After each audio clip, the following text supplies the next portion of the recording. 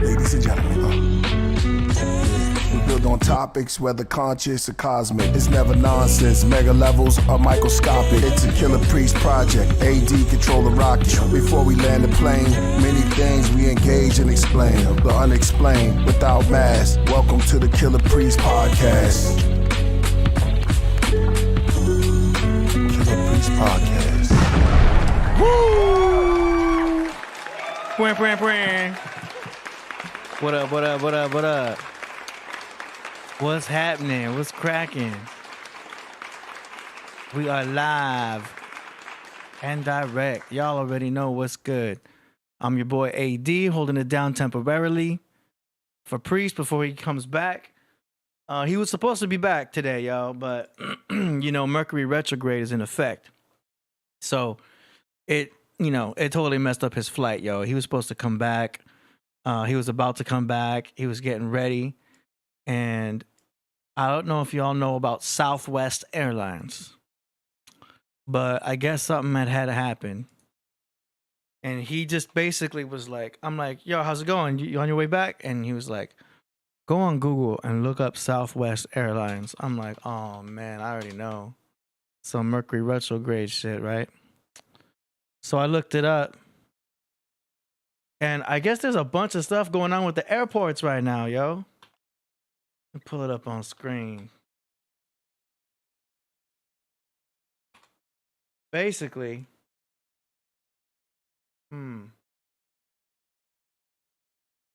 failures, a whole bunch of like stuff had happened. This is like hours ago, yo. Southwest cancels another 4,800 flights. What? So all over, and y'all can see this for yourself, Southwest is going through some Mercury retrograde right now, yo. Look at that. Almost 5,000 flights canceled. So one of them was supposed to be Priest. Long story short, you know what I'm saying? He's like, I don't know. He was unable to get back to LA. I don't know when his next flight is, but yo, Vinny Blacklodge says 70% of flights. What? And, you know, coincidentally, the same day as Mercury goes retrograde. I mean, Mercury is the planet of like communications, but it also has to do with flights and travel. It has a lot to do with so many things, you know what I'm saying? So it's like just a coincidence, right? Man, that's messed up. So that's what's up. Shout out to everybody out there. I saw that, yo, Ceaseless One dropped it up here. Shout out to Ceaseless One, $50 right there. Hell yeah. I'm going to hit you up with the sound effects. I always load those last, man. Sound effects are like low priority sometimes when I be getting set up. The last thing I usually set up is like, oh yeah, the sound effects. Because, you know, I'm trying to get the cameras right, the angles right, the lighting right. Yeah.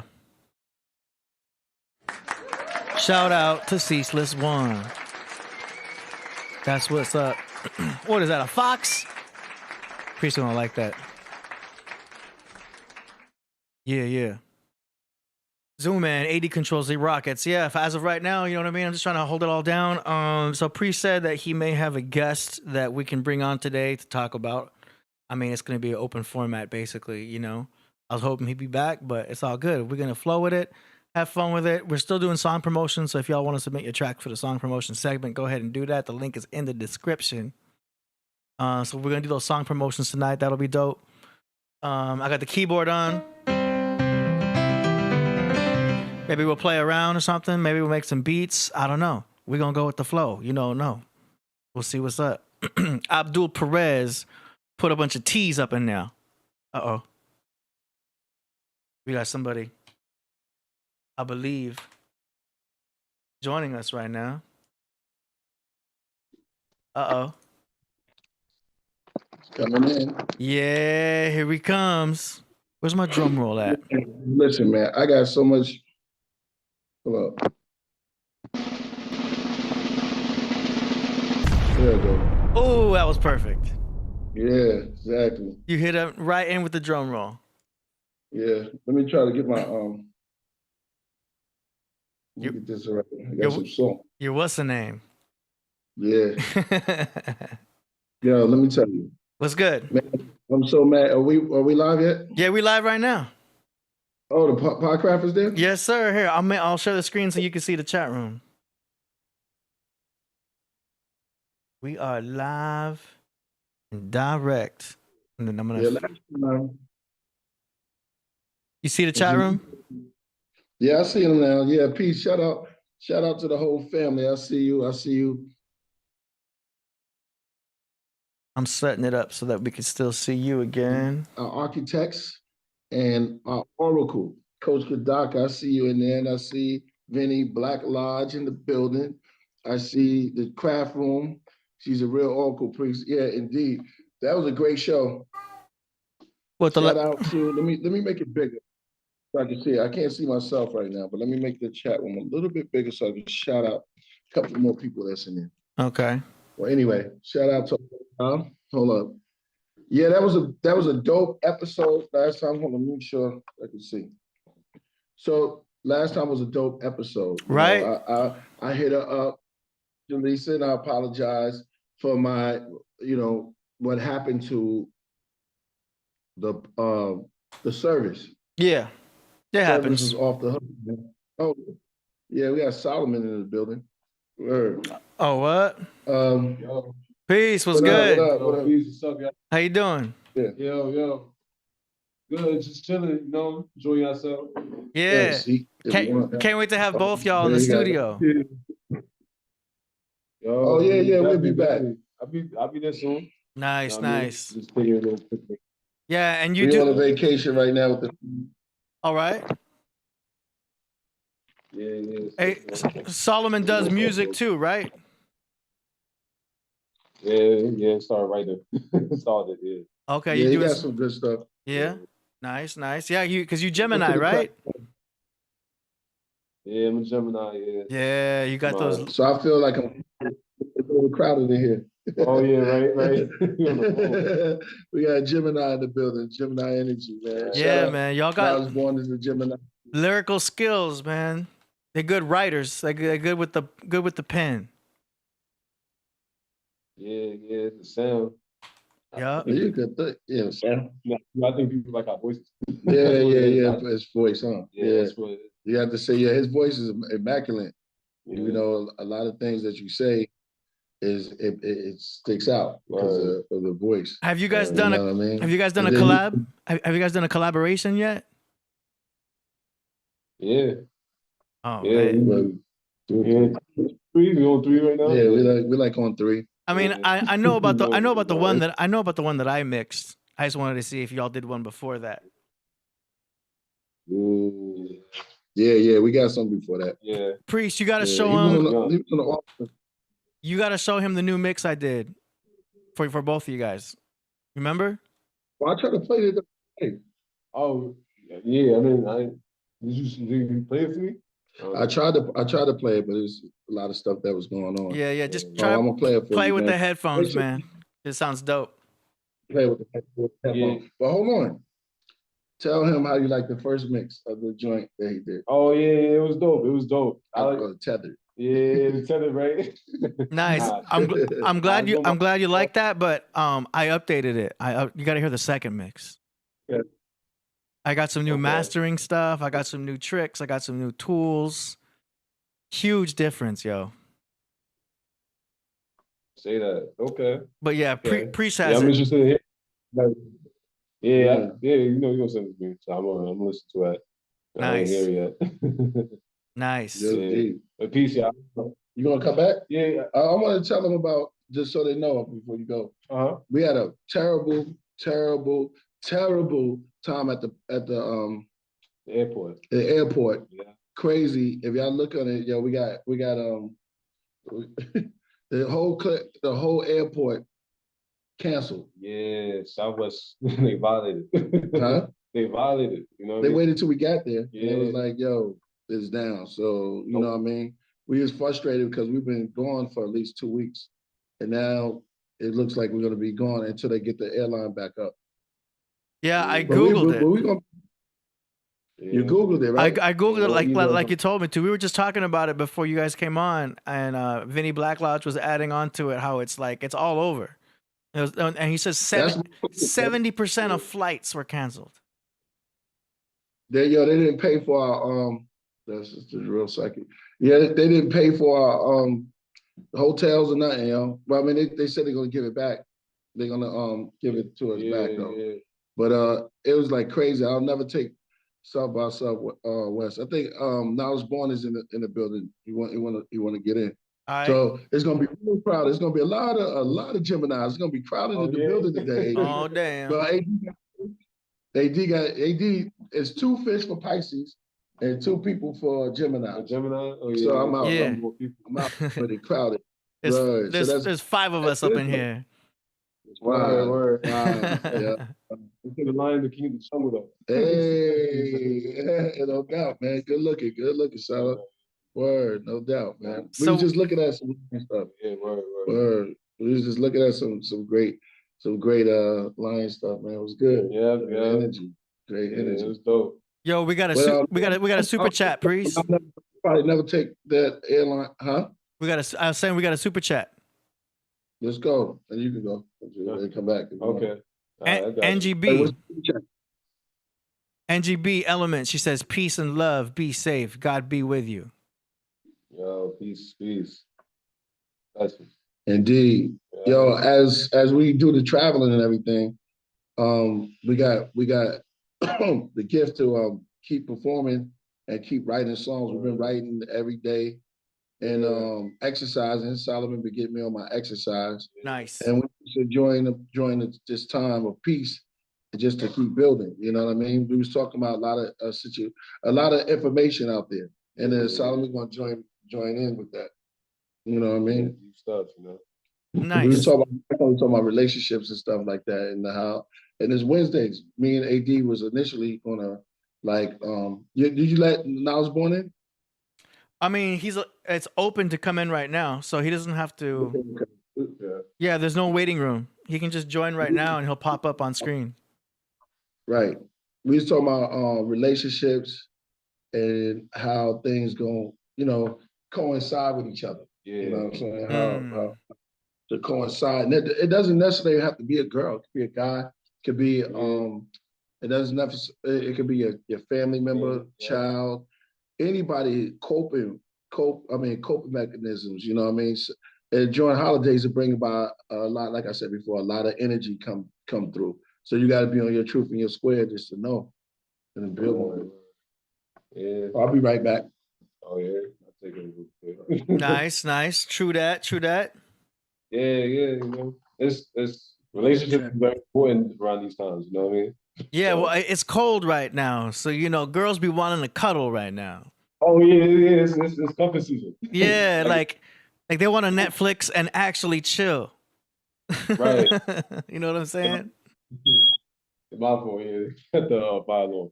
But it's that time of the season though. You know, people need to be warm and cuddling for the winter. You know what I mean? So yeah, it's crazier around fall because that's when girls are on the hunt to yeah.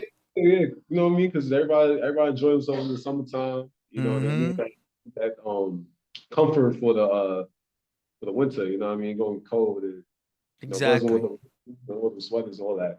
Exactly. I mean, everything shifts throughout the seasons. You might notice like breakups and like people getting together at the beginning of a season. Yeah. And by the time the next season comes, they switch up. Not on purpose. It's just, the mind will shift season and shift the person. And if that's why they say if you last 6 months, then the relationship has passed the first check mark, so to speak, because you lasted 2 seasons. That's why. Right. That's why 6 months is known as like, oh, you got the first check mark. You guys are still together after 6 months.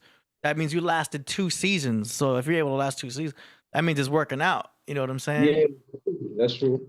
I mean, yeah, because I always say like the first 3 months is the honeymoon phase. That's all honeymoon. You know what I mean?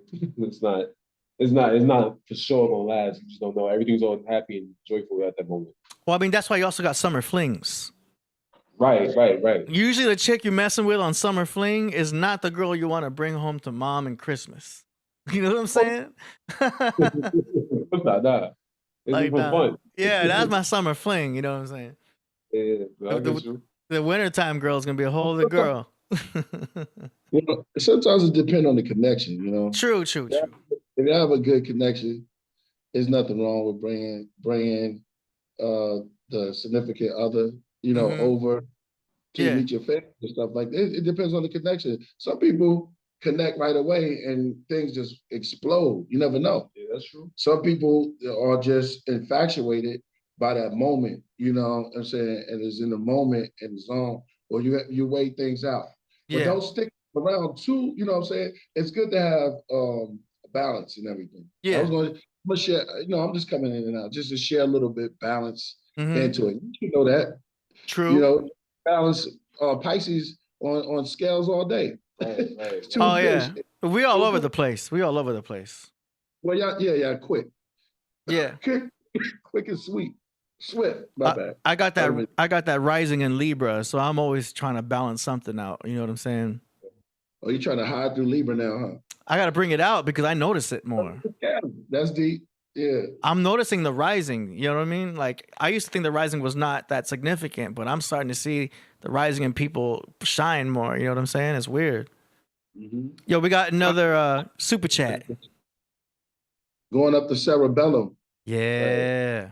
They call it the golden oil. Mm. The golden oil is a secretion that sits up in there. Mm-hmm. That goes down, and when you don't shoot it out, and when you retain it, it kind of like goes back up into the spinal cord, to the mind, because you retained yourself and you didn't release yourself into the universe just for no reason. It should be a reason you release into that energy. Sometimes, because when you're putting out as a deep thing, you kind of black out a little bit. You know what I'm saying?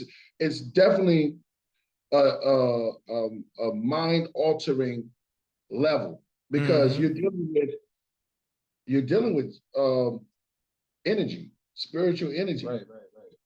So when you retain that energy and hold that in, meaning the time of seasons, right? Mm-hmm. Because fruit in the wrong season don't bear anything. But when it retains underground, what you can't see, it retains that fruit, it flourish up into the tree. Right. That juice, that golden oil. You could call it secretion. Some people call it the holy water or the water of life. But it exists, and it's inside of us. We're moving. Just because you don't see it, you can feel it. You don't see dopamine, but you see expression. That's true.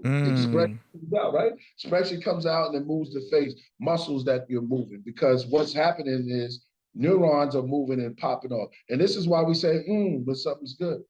When you feel it, an energy. I'm going in today.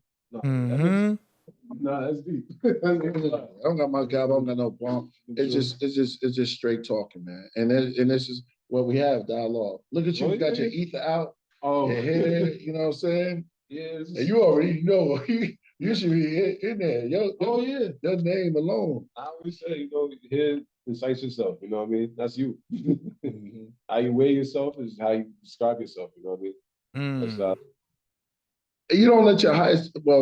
You don't let you dictate what's going on after you get in the right path. It'll take you right there. It's like getting into a river. The stream is already moving. Stream of knowledge. The flow. You know what I'm saying? Oh, here, yes. The flow it's going. It's moving along. And that's the whole thing about it. And sometimes the river is windy. They have breakpoints. And we have to be, when you're flowing in this thing and you flow in this knowledge, you got breakpoints. You got sharp edges that you go, but we are ready for that, and that's being prepared mentally. And the fruit that you eat, remember what goes into a person that don't define what comes out. Sometimes you got to put some knowledge up in there, sprinkle with a little sunshine, and put it on your face. Go outside, smile. Right, that information is different fruit. That's right. I got you. Talk to him. Yeah, that's true. That's true. Yeah, nah. Jewels right there. True. Yeah, that's true. Yeah, you know what I mean?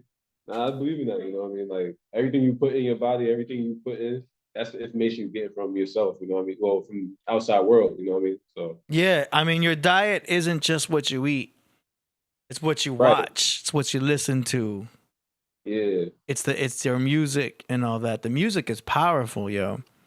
Yeah. Yeah. Do you know what I'm Nah, saying? it's inspiring, you know what I mean? That's why I love music. Yeah, I mean, it's almost drug like. Do you know what I'm right, saying? right. Like it puts you in mental state. Every type of song will put you in a different mental state. I notice sometimes if I'm getting ready, like I'll leave a YouTube thing on, and next thing you know, I'm in some podcast. You know, and some podcasts are cool, but then I Mm-hmm. realize, yo, I'm getting ready. I need to like get out of this podcast mindset and go back into the music. I'll put music in the background, and I can get ready faster. My mind's quicker, and it's like sometimes instead of watching something, you got to listen to something. You know what I Right, mean? right. I don't know. Yeah. Nah, that's true. You know, for me, like when I'm in the gym, like music gets me more pumped up when I'm like Yeah. in the elevator. I'll run 3 miles, and what really pushes me that is that music. Yeah. It keeps me, What do you play in your headphones when you're working out? it depends. It depends on the mood I. Sometimes I go back to like old school stuff. I could go to like real hard rap or something like that. You know, I change it up. Rock, give me flowing. Yeah. It depends on what I need for that moment. You know what I mean? Mm. It's like, I, that's f- how that's how I keep myself going. I feel like hip hop is good for cardio, Mm-hmm. and then rock is good for weightlifting. Yeah, I can see that. Yeah, that's true. Do you know what I'm You know what I mean? saying? Like, Yeah, I can see it. You know what I mean? It's rock because you can push yourself to that. Like, you know, the weight that you're trying to push off, you benching or like, curling or whatever you're trying to do. yeah. You know, I mean, just yeah, if you're on the treadmill and you're putting on some hip hop, it just kind of seems to flow, and you might end up, noticing that you're kind of going to the beat, whether you're walking or you on the bike. You know what I mean? Like, there's a rhythm yeah. to it. In that tempo too, like it depending on the tempo, it would depend on like how much you want to go, how fast you want to go to push Yeah. yourself. So yeah. Nah, I've been seeing that. I've been noticing that, It's Mm. um therapeutic, you know what I mean? It's like very therapeutic for you. Yeah. I mean, like, what hip hop would be good to work out to? I mean, like, probably. I mean, definitely something that's probably inspirational. You can't be listening to you know, Right. some trash hip hop while you're working out. That wouldn't really help your reps. Yeah, yeah, like something that motivates. I always say something that motivates you. Like if it's a song that you specifically like, you know what I mean, just like motivates you or artist you specifically go to, you Mm. know what I mean. I would So I say would like Tribe Called Quest. okay, Do you know what I yeah. mean? I think that would be Yeah, I cool. could do that. You know what I mean? I'm trying to really think. NWA, you can Yeah. make that too, So that's true. You know, like I always say, old school always like I feel like gets you going. You know what I mean? Yeah. I always notice that. The chat room is saying DMX. DMX, yeah, that's a definitely good one. I see that's for weightlifting right there. Yeah. I mean, because He's it's that tough sound. Like his voice will bring on your aggression, will bring out the adrenaline. You know what I'm saying? Mhm. It's another instance of how powerful music is. Like, look at how it's affecting us physically. You know what I Yeah, mean? Not just mentally, but now we're more pumped in the gym because of what we're listening to. That's how powerful the sound is, man. yeah. It helps you out. That's what I always say. Like if you can't get that rep in, like that one last rep, but that song, that tempo is gonna push you to get make it further. Yeah. I mean, it's You not know? just the beat. The lyrics got to be on point too. Like that's why, it's so important to get the lyrics upgraded nowadays because people want to relate to what they're listening to. Do you know what I mean? There's a lot of girls. I don't want to just say girls. There's a lot of people listening to trash music that is totally unrelatable to them. And it's like, yo, why are you listening to that? You can't even relate to it. They're like, I like the beat. You know what I mean? So it's Yeah, some people are listening for the beat, but a lot of them are just ignoring what the lyrics are saying, and the lyrics will just be complete trash. You know? yeah. People get attached to the hooks. That's what it really is. You know what I Yeah, mean? Like, it's yeah, like people the hooks and the flow that's going on the song and everything. It's not really what they're saying. You know what I mean? yeah. It's the party vibe. It's the ones that want to do the party vibe and everything. But that's why like Priest music is more like a home cooked meal because he's giving you so much at once that's like an abstract art, but a lot of people are having to go to the dictionary and the encyclopedia to see what Priest was talking about. You know what I mean? So it's like uplifting in that way. It's helping them grow. Yeah, yeah. Very spiritual. I always say that. Yeah. Very spiritual. That's probably the essence of Wu-Tang too itself too. Do y'all? Yo, we got. I think Knowledge Born is in there. Okay. Hello. Let's see. Do y'all Yeah. see me? There he is. Let me sure. Knowledge. How long have you been there? Gemini out. It's Gemini out today. Gemini out. Yo, Gemini out in the spirit zone. Mm-hmm. I think he was texting me. The spook that's out by the door. Okay. Yeah. So yeah, Knowledge, I see you backstage. I see you there now. Go ahead and hit unmute. I think you're already unmuted. There you are. Right? Can y'all hear me? Yes, sir. Yeah, indeed. Indeed. Can y'all hear me or no? Yes. Loud and clear. Can you hear us? Can you hear I us? don't know if y'all can y'all. Yes, yeah, can y'all hear me or no? We can hear you, but can you hear us? Mic check. Yeah, good. We hear you. I can't hear any sound. If y'all can hear me, I can't hear y'all in the Zoom. We can hear you, That's but probably why you y'all can't hear me. us. Yeah, can you hear us now? Check. Check your audio. Okay, I'm gonna send you a chat. Check your volume and audio output device. Yo. Okay, so we'll give him a chance to get his audio on his side. We can hear him, but he can't hear us yet. Okay. Mic check. Yo, can you hear us? Try to lock right in. Knowledge, can you hear us? No, you're not yet. He can't hear us. We can hear him, but we can't. Okay. Yeah. So we'll just keep it going. This is another instance. But it's like it's very essential to what we was just talking about. I don't know, we was just going in. Yeah. Working out. Working out. Yeah, working out is essential. Well, that shows them, you know what I'm saying? So you aspire to be like a trainer and stuff like that. Yeah, I just want to keep my body right. You know what I mean? Just keep myself right up. That's all. I was an athlete and just kept it going. So you're trying to be a trainer for other people? Not necessarily, but I could train people if I want to. You know what I mean? Not necessarily my whole goal, but I want to be like a life coach. So I want to be able to train mentally and physically if I can. You know what I mean? That's a good trade. That's my biggest thing. So if I can keep myself upright, because that's my biggest thing, is keeping my body, maintaining myself, healthy and everything. Yeah. Self-preservation. Yeah. That's the right way to say it. Absolutely, that's key. It's once you start working out, it kind of becomes an addiction because if you go 2 days working out, take the next day off, work out the following day, and then you skip it, you'll start to feel off. You'll be like, I didn't do anything today. You know what I mean? And your muscles will kind of pull at you, or something will pull at you, and it's like you kind of feel like you lost something. You get withdrawals. Yeah, it's a mind thing. You know what I mean? Like you have to train your mind to want to work out every day because our brains aren't functioned to like do that necessary work every day. You know what I mean? Yeah. So you gotta train it to want to do, push-ups and stuff like that. So when you take that off day that you should get, yeah, and you're like, yo, you should have went today. You feel lazy and stuff like that. Do you do a push day, take a break, and then do a pull day, and then do like a leg day, or? What I normally do in the gym, like I break it up. So if I'm doing calisthenics, I'll be like, all right, I'm gonna focus on calisthenics today. If I do weightlifting, I'm gonna focus on weightlifting. So if I do my benching, I'm gonna squat with benching and all that. I train my whole body typically. Oh, okay. That's cool. With daily cardio, like I try to do cardio every day, abs. Yeah, so I try to hit it all. You know what I mean? Yeah. It's the athlete in me. I used to play football. Oh, okay. That's cool. Yeah. You ever mess around with the punching bag?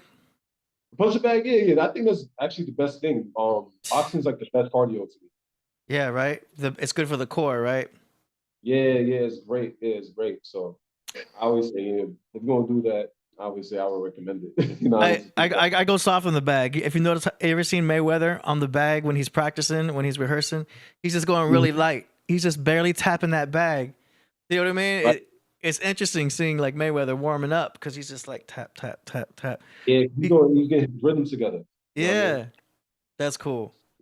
Yeah, That's cool. yeah. I don't know. I always like boxing training because boxers, they actually train their bodies, in my opinion, the best way. That's why they get so cut up. You know what I mean? Yeah. You seen those machines where it's like a pad, like a bunch of pads that are shaped like a body? So you're hitting like the left, you're hitting the right, you're hitting the head and all that. Those look dope. Yeah, nah, I know what you mean. Yeah, I took a boxing class in college. I took a boxing class and all that. So. Oh, nice. They make you do the raps and all that.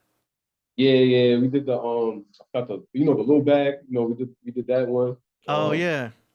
And then we sparred with the big bag and all that type of stuff. You know, it was dope. You know what I mean? Yeah. You know what I mean? Some combos. Oh, okay. Yeah, 2, 3, 2, 2. That's a combo. 1, 2, 2. Yeah. Perfect. Like that. Man, after I move, I'm gonna get a bag. It's just not much room in my dining room. No, Yeah, I get you. No, it's brighter. Yeah. Nah, but there's some pads you can put on the wall and just beat up the wall. I'm thinking about just getting that. Yeah. We sure. Right. It's about how you train. Are you good? You train. It's all about how you train. Yeah. That's cool. I mean, the older I get, the more I'm starting to realize how important the stretching is, though. Oh yeah. Because I feel like when I was younger, I was never stretching, but I didn't feel anything. Like I was just, working out, doing things. But now that I'm getting older, and like the winter comes around, when it starts to rain, part of your body will start to ache, and it's like it'd be raining outside. It's like, why my shoulder all off today? Like, what's going on? Like, gotta start stretching more often. Yeah, joints. Yeah. I mean? Yeah, ligaments and all that. Yeah, I gotta do better with stretching too sometimes too. You know what I mean? So I understand. I guess you mean I'm a little bit younger, but that's just how I am too. Same thing. Are you doing a high protein type diet?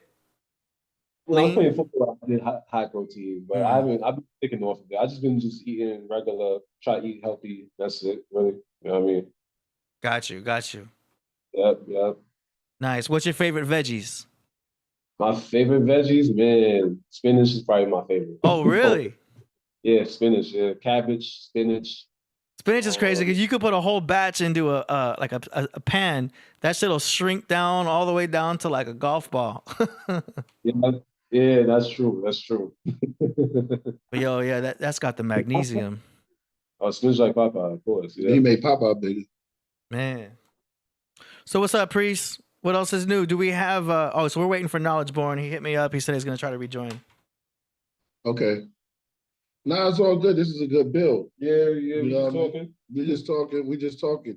Having dialogue. You know, father, son, brothers. You know what I mean? Basically, we just kicking it. People put broccoli. Let's see somebody put broccoli in there. Broccoli's good too. Yeah, broccoli's good. Any right.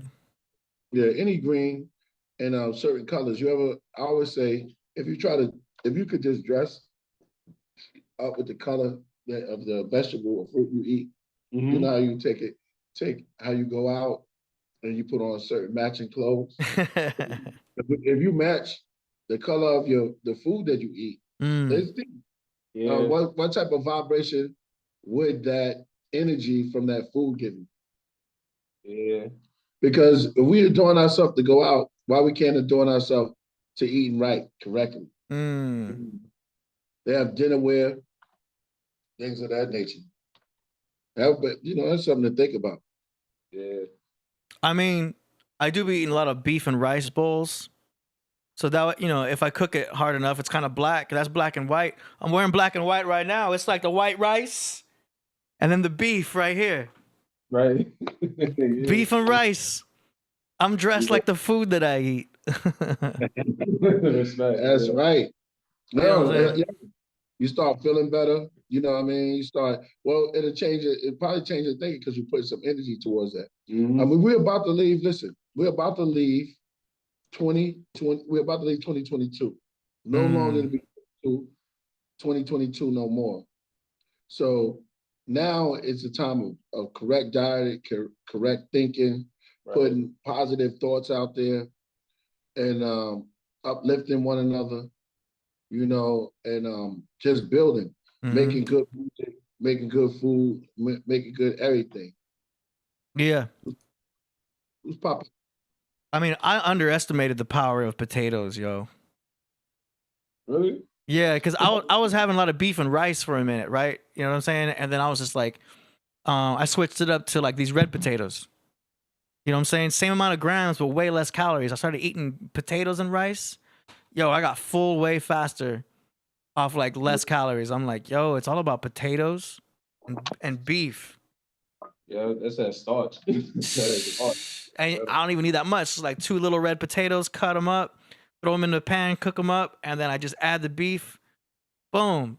A gang of salt, done. Yep. With some carbonated water. Boom. I eat that, man. I'm good for 4 hours. Just like good energy. Mind's awake. Mind focus. Yeah, because that comes from the ground, you know.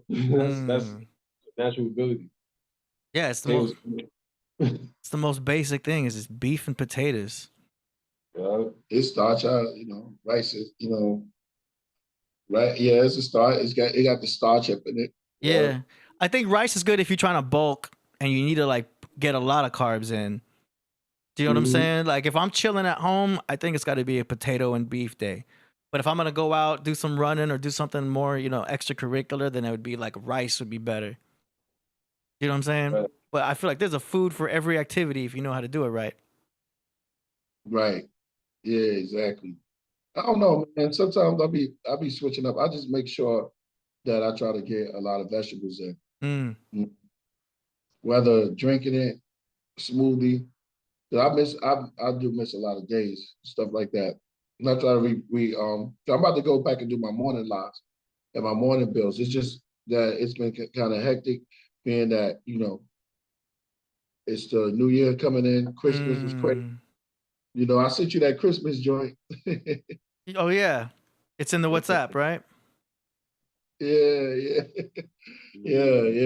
Sent you that Christmas joint. Is that the Dr. York one? Yeah, shout out to my brother Hakeem. You know what I mean? Sent that to me. Okay, yeah. Let me know when you want me to play it. I wanted you to play at the beginning, but it's all good. I mean, if I did, it would have been awkward because I'm not familiar with Dr. York. So I'd have been like, all right, there you go, yo. Yeah. I had to wait for you to come on board to introduce that. Because, you know, when y'all talk about Dr. York, I don't know anything about it. Well, it's like a lot of people, you know, straight from the hood. When you get knowledge and you can present it in a certain way, which is great. It's always good. But then when the minds, you start taking over minds and things of that nature, you become the deity. Then it kind of get kind of crazy because you can't let the higher self. I say you could live in the higher self, but when the higher self controls. First of all, you got to define what higher self is. It's always good, but then when is another deity, and you start liking, you know, all the pedophilia, like going into, when you start getting into that type of level, then it's going to take you over the edge. Now I was born in the building. What up? Hey. Still there? Peace, knowledge. Do you hear us? This is a retrograde situation. I told you Dr. York used to live right down the block. He had a school that's down the block from me. He had a pizza shop from way back in the days. Oh, wow. And there's Iman Issa. There's another lady too that had I like Brother Garfield did a ill thing about cult leaders. And I'm not just, when I say cult, it means hidden. But a lot of people don't know this, but hidden. But what's the hidden agenda is the worst part. When you start brainwashing cats and cats get brainwashed and they go overboard while pushing up your agenda, that's not cool. When you start taking, that's not cool. I don't advocate or push that or no, no way am I behind anybody taking over another person's mind just to push themselves. You know what I mean? So that's what I go on at. And that's the reports that I've heard. I had Chuck Morgan on the show. I've had definitely I had Chuck Morgan, Tahuti, who was definitely, and I'm not saying they spoke bad. I'm just saying that they were high level members, you know what I'm saying? And high level members of the school, of the movement, the Nuwapian movement. And when you go to Nuwapu and you start thinking of those things, it's very interesting. It has one to start thinking, you know what I mean? You with us, Gemini? The twins. Yeah, it was with the microphone. Can y'all hear me? Yeah. Yeah. It's on. I need to get my microphone thing together. I tried to get all smooth. You understand what I'm saying? I'm in here with Architect D with the iron saw, and I'm here with the chosen one. You know what I'm saying? I'm trying to get my audio all streamlined. You understand what I'm saying? Yeah. Yeah, no doubt. Yeah, we just going in. I told him, I said, I'm feeling overcrowded because there's so many Geminis in here. It's 6 people. Dang. It just changed to 66 people because your drunk uncle over here. You understand what I'm saying? So now it just got real. Indeed. Indeed, you gotta let them know that I was born in the building. It was good. Now, I was just telling him about how, Dr. York, and we always be going through these things and how he had changed the narrative, but when you start bringing it all into just you only, that's when you start. And I don't play when it comes to children. You know what I'm saying? That's another thing. It's deep. It's a deep level out there, but information is always good. His psychology, it was well intentioned. See, he had the set ability to listen to everybody who came before him. Wow. And he had one of the illest research teams on the planet. Yeah. So wow. So when you see the compilations, like if you wrote a textbook for college, right, and you see all of those sources that are there, a lot goes into a book. So if you wrote 360 books, you didn't write them by yourself. So you had an ill research team. They was going through microfiche and all kind of stuff to present this evidence. You see what I'm saying? Like, just don't think that there's an organization that exists by itself with a leader and there's nobody else. Everybody has a research team. And before they come before you, they come before you in a certain kind of way. Like the president don't just get up and start speaking. You understand what I'm saying? Like they put it together. Now he might have to, or might have to follow some kind of script on how they present it, but just know that there's intricacies before someone speaks to you in the public, especially.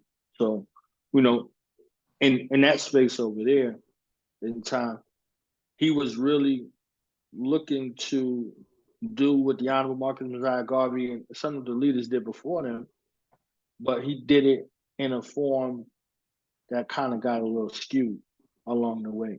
You see what I'm saying? Like the main point is what you were saying about taking the place in divinity. Yeah.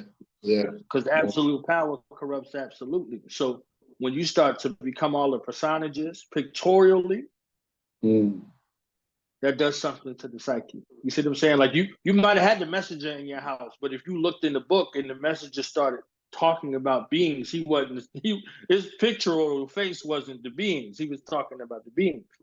You see what I'm saying? So the difference was like you was everybody. So those are the things that come along with an instance when you're doing more with the psyche. So you're starting to see men in the organization mimic him in their image. You see what I'm saying? So this becomes a persona where you see like 40,000 cats who change their image, their facial features and their hairstyles and stuff like that to look like the one who came to them. You see what I'm saying? That's the thing. If your mental isn't in check with that space, you in game, so it's no different than if I could give a movie reference. Y'all know I'll be with the movie reference. Like if you seen the Joker. The Joker. Yeah. Joker, that's what the Joker was, because Which one? Which one?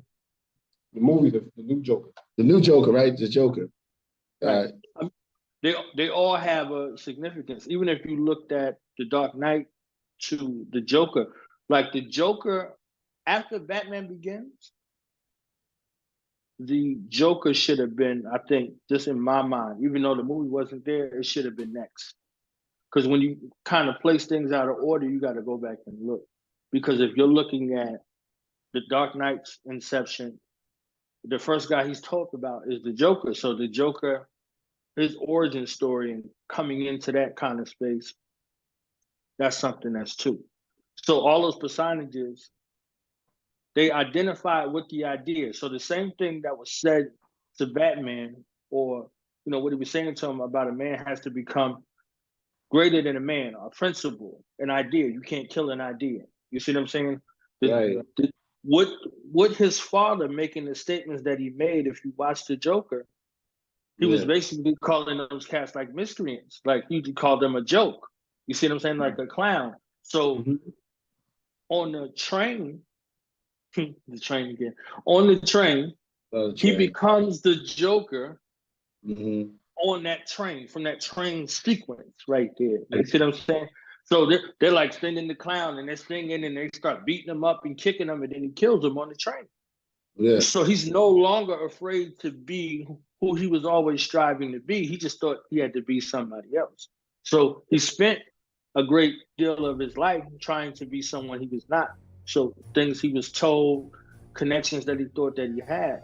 Once he came into that, because you saw him always trying to smile, and at the end of the movie, when he's looking at all of those aspects of himself, now he can feel whole. And one of those personages goes into the alleyway, quote unquote, because it kind of goes back to one of the original Batman stories. Right. To where, somebody, was responsible for killing his parents. But the original Joker that we saw in the Batman movies, the original, it was the Joker. Yeah. Okay. It wasn't a regular dude. You see what I'm saying? So, and the funny thing, Harvey Dent was Billy D. Williams, if y'all remember. Billy D. Williams played Harvey Dent. So Harvey Dent was a black dude. Right. You know what I'm saying?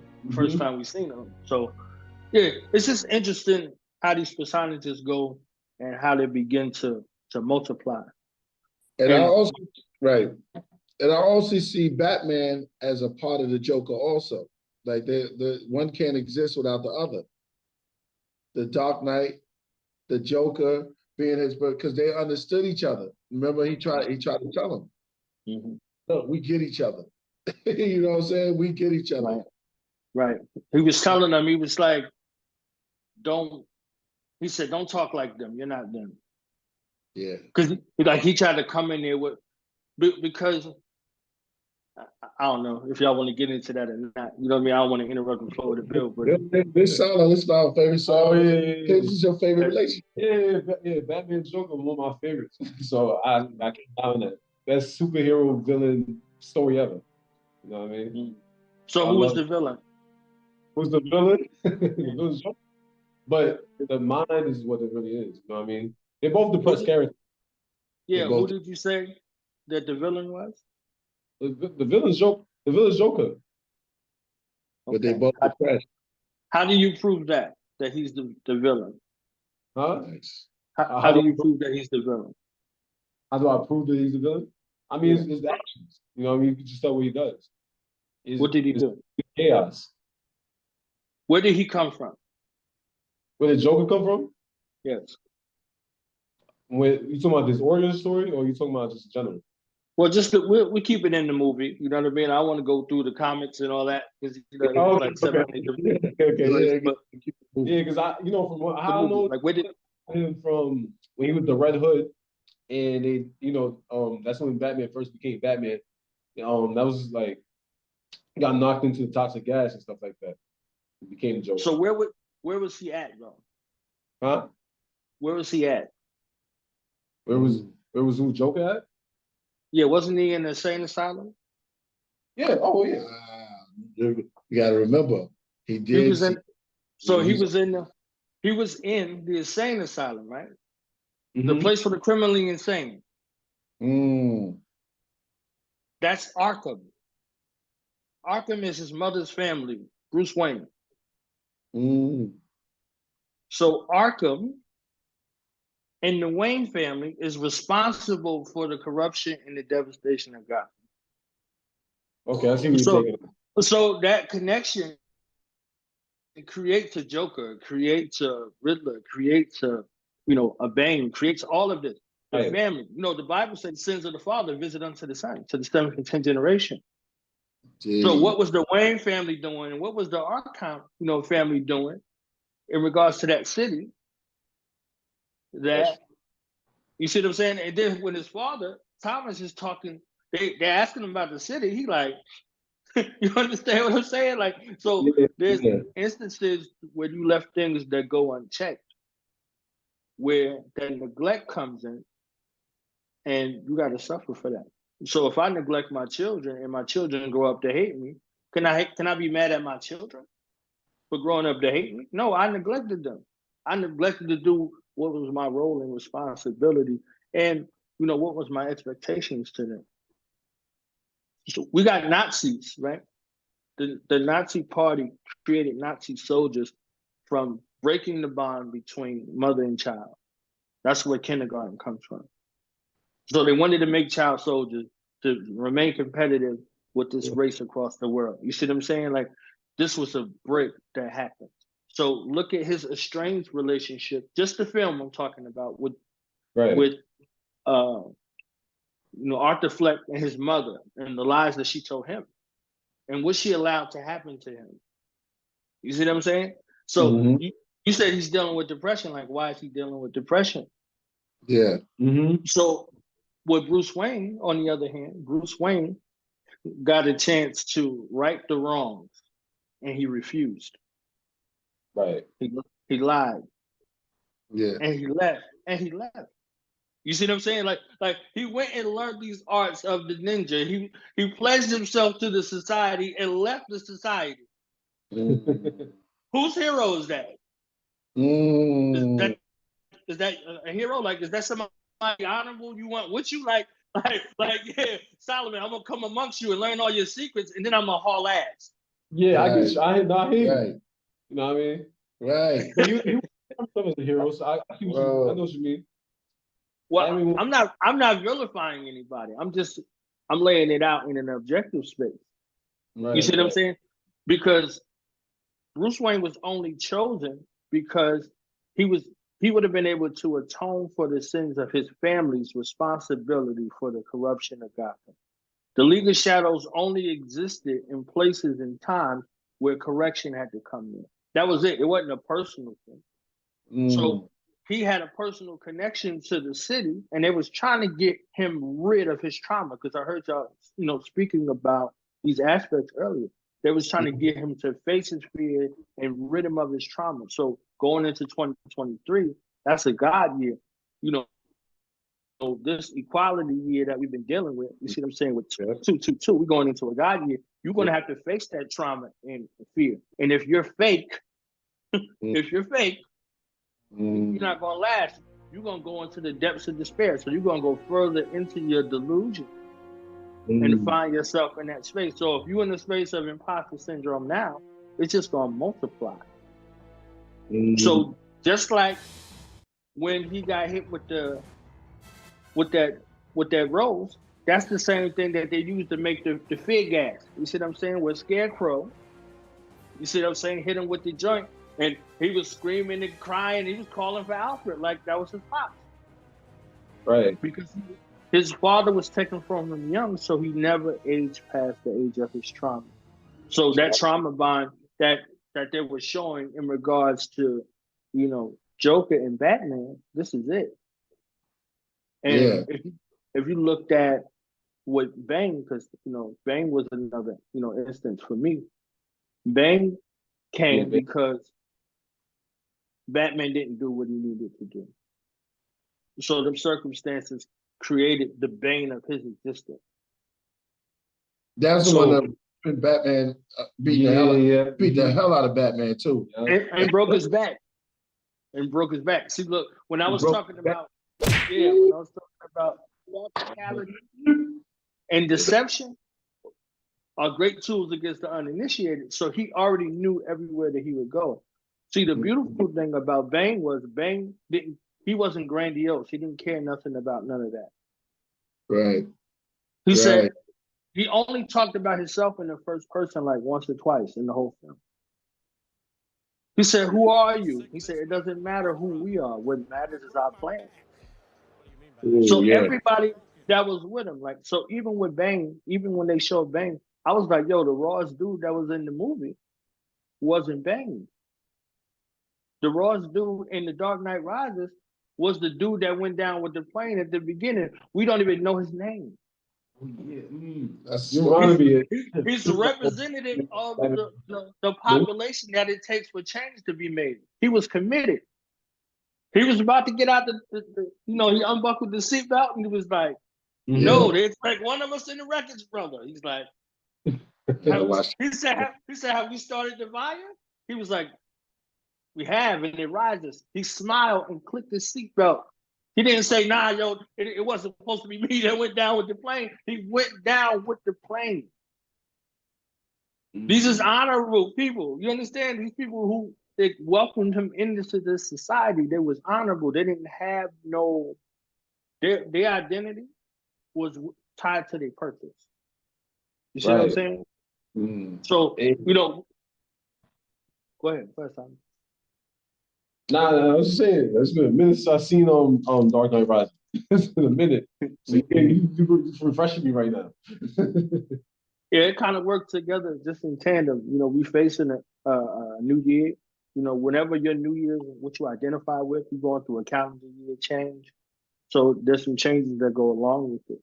You see what I'm saying? So if you identify with March, like how you're preparing for March, the calendar year is changing.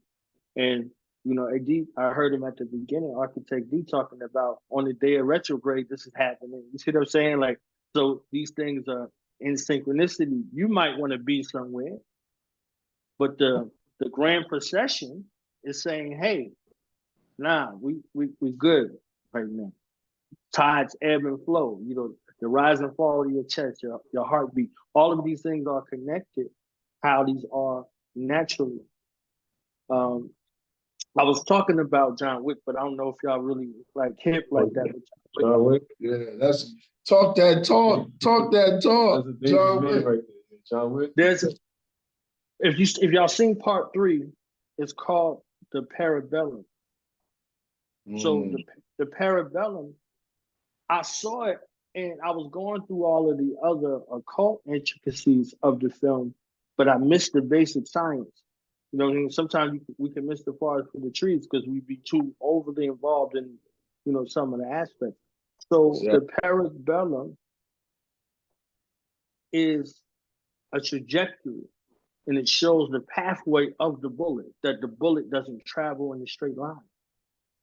So when I looked at the parabolic shot, in physics, they tell you about the trajectory and the path of the bullet. The bullet that they show coming out of the casing in its pathway, like its outline, it shows its trajectory and how it travels. And if y'all seen the series, it didn't go in a straight line. It was all over the place. And every time you thought it was going to make some headway before it hit its target, or before John Wick hit his target, he went through some kind of spiral, some kind of downturn, some kind of rise from grace, some kind of fall from grace, some rising from the ashes, and then hitting his target. It looked like it's not going to happen. It looked like he's not going to make it. You understand? So in the parabolic shot, that momentum, once a bullet is ejected out of the weapon system, it has a pathway that it goes. So this parabellum, that's a 9mm, sort of, weapon system that they were speaking about. But they were speaking about him. They were speaking about the bullet trajectory and the pathway in which the director is taking you through the series. So for it to be part 3, for it to be that understanding one, it kind of went in that trajectory. So if you go back and look at 1 and 2, you see it all the way through. You could spot those parabolic shots. You see what I'm saying? So Batman kind of had a similar significance in regards to that, because he didn't want to be Bruce Wayne. Right. You see what I'm saying? He didn't want any connection to his father's way or his family's way, and that's the way that was going to fix Gotham, because ultimately that's what fixed Gotham in the end. His family, his foundation. You see what I'm saying? And him being an orphan, he was a hero to the same city. You see what I'm saying? Because the Joker was an orphan, and so was Bane. He was an orphan. You see what I'm saying? Or orphan, basically. Mm-hmm. So that, personas kind of comes together, and his connection, Bane, Bane's connection is really to Poison Ivy. You see what I'm saying? Like, he's her protector kind of situation. Yeah, because I always say, like, Bruce Wayne's outlet is Batman. You know what I mean? He's not no longer Bruce Wayne no more. So that's what I always try to say. You know what I mean? Like, Batman is who he is now. He's not Bruce Wayne no more. Mm-hmm. That's typically how I break it down, Right. Mm-hmm. Right. And if you saw the 4th one, I don't know if you saw the 4th one. The 4th one, he got a different name. He's not even Batman anymore. Like, they don't even make reference to him as Batman. You talking about you talking about the new one? You talking about the new one? Yeah, with the cat that played the vampire in. Yeah. I seen that one. Twilight Zone. Yeah. So he's got a Vengeance is his name. Right. Yeah, because they don't even touch the backstory in that one. They go right into the Right. Oh man, what's his name? It's Riddler, but his character. Slipping my mind.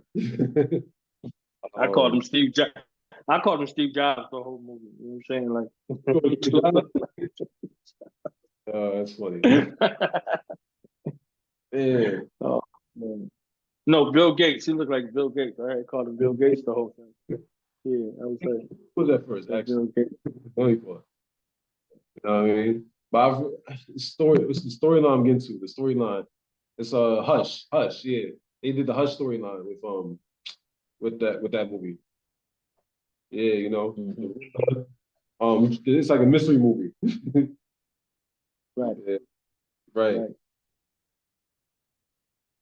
Yeah, if you look at like Inception and different joints like that, you see how that stuff kind of goes with a lot of that. Right. Yeah. Go ahead. Go ahead, AD. No, I was gonna ask you, what other like characters do you speak about besides Batman? Well, I guess it just depends on the movie. It's easier kind of using certain significances that resonate with people, because y'all know folks come on here and they get religious, and then all of a sudden it becomes this shit turned into Star Wars. You understand? Yeah. Like, okay. Just, you know what I'm saying? Sword fighting based off of their belief system and all of that. But nobody's gonna argue with you about a movie. Yeah, that's true. I mean, yeah, the fan theories will come in when you start talking about other things. Like, do you watch any of the Marvel stuff? Yeah, I mean, I've seen most of it, most of the stuff. Like, yeah, Spider-Man. I think Blade had a very significant impact on the Marvel empire as far as movies are concerned. I believe that series saved the franchise, for Marvel is concerned. And Blade was pretty interesting. Spawn was interesting as well. So then it was like all Marvel versus DC. Then you got to be like a comic book head to remember them kind of wars going back and forth with Marvel versus DC characters. And, I always been connected to DC. To be honest, always been my realm. Most I know about Marvel is X-Men. Yeah. Civil rights movement. That's what it is. Yeah, I mean, X-Men had a lot of the fanfare. So it was a lot of, and that's a whole space by itself in regards to those characters and things like that. And even with that, who's about to go? No, go ahead. Go ahead, AD. No, I was just talking about Blade because I saw Blade 1 and 2, but I forgot about Trinity. I forget about that one. Yo, I gotta see it again because I forgot about that one. It's got what's his name in it? Ryan Reynolds. Right. That dude is everywhere. You talking about Deadpool? Yeah, Deadpool's in it, but you know, that's crazy. I gotta see. I gotta see Trinity again. The first one was the best one, I think. I love that. Yeah. And you ever talk about? I mean, speaking of Wesley Snipes, you ever talk about the Demolition Man? Of course. Yeah, I've never seen Demolition Man. Yo, you gotta see Demolition because he's supposed to be in the future. There's a lot of like futuristic stuff in there. Okay. And the most popular restaurant becomes Taco Bell. Word. That's what. Right. But they're supposed to be living in this like perfect environment. You notice that where it was like, it was very, very strict, but they had all this peace. It was under the illusion of peace. Do you know what I mean? They didn't even have guns. Right. It was an interesting concept. But then there was an underworld. You know what I mean? Right. That's one of those few precursory spaces where it's like post-war, post this, post that. You see what I'm saying? Like they just adapted it later on. So if you saw, what was that? Equilibrium and some of those later joints, you saw the same resonance to where it is. Versus like the Book of Eli. The Book of Eli is like post this big war, and you know, it's still ministry. It's still mayhem in the street. To the latest adaptation, like with the Purge series, you see this is all post-war, but annual Purge type situation. So it still exists in there. You know, you can't really get away from that reptilian space that's, you know, in your brain. You just control it. You see what I'm saying? So it's one over the other. So whoever triumphs is supposed to be the hero. You know, so I was one of those guys who always rooted for the bad guy. You know, like they said, Nazis. Yeah, I know what you mean. I rooted for the bad guy, like. But you have to have that. You have to have a good villain. Right. Yeah, of course. Great stories always has good villains. Yeah, I mean, there has to be a good yang to the yin. You know what I mean? It's so strange how that goes. But yeah, you need a good. I think Thanos was a good villain for that's part of what Phase 3 of Marvel. Mm-hmm. It was good because he seemed to, in his mind, he was the hero. Of course. He was the one bringing balance. You know what I mean? Yeah, concept wise, like he's not just trying to rule the world. You know what I mean? He's trying to do it right, but in a twisted way. Yeah, it's strange because from his viewpoint, the good guys were the bad guys. Right. He was correct. Wow. I mean, in theory, I mean, the good guys ain't make all the right decisions, to be honest. All the Marvel movies. Well, at first I didn't like that Civil War movie that came out on with Marvel because at first glance it's like, come on guys, why are we fighting each other?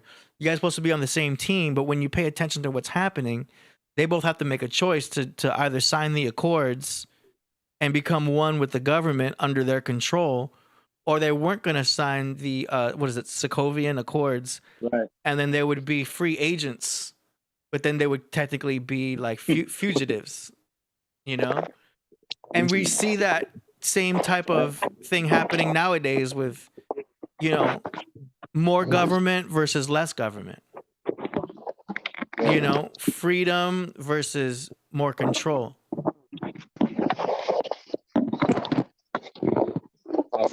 What do they put the camera in a box. Yeah. I got Priest to stand, but he forgot it. Oh yeah. We're doing the version right now.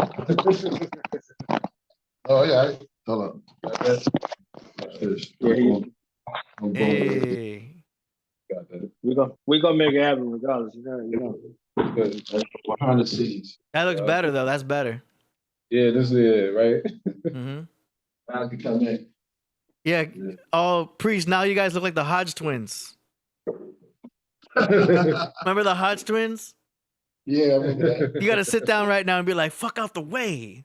that. Nah, that was good. That was good. Now go on. I'm want to come in. Y'all was building. That was Yeah. dope. Now I was born going in right now. Mm. When you lock in, you start watching the movies. You can they just manifest. Mm. The chat room's talking about the Wu-Tang comics. Yeah, that started out. Had a little. I mean, Method Man, who is a very big comic book. Deck too, right? Deck, I know Deck. And Deck is too, yeah. And Deck is too. Yeah. So yeah, we did a little bit of the Wu comic, but Meth and Deck is definitely really kind of engulfed that. Or I mean, Priest, you have animators on your team. You could start your own Marvel Proverbs record. You can call it the Proverbs Record Universe. well, that's what Mr. Universe is about. That's what I'm planning on doing, is writing a comic. But like Niles Bourne said, it's a collective of minds. Yeah. I have a premise where I want to go with it, but it's just so many things that keep happening, unfolding. And it's turning into a beautiful story that we have to tell ourselves. And just like when Niles Bourne was going in on Wizard of Oz, how it's multi-layered, and it's going to definitely be multi-layered, just like that. It's just like a lot of things that happen, just like the Dark Knight. You know what's funny about what you were saying is that the Joker, tell me about this part though, but the Joker met Bruce Wayne when he was a child. I felt that kind of crazy behind the gates, and he came up to him and was going to give him something. Remember, before he ended up killing his own parents.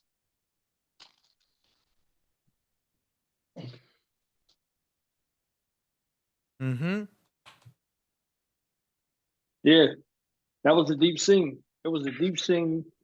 But how old is the Joker? How old is the Joker? You know what I mean?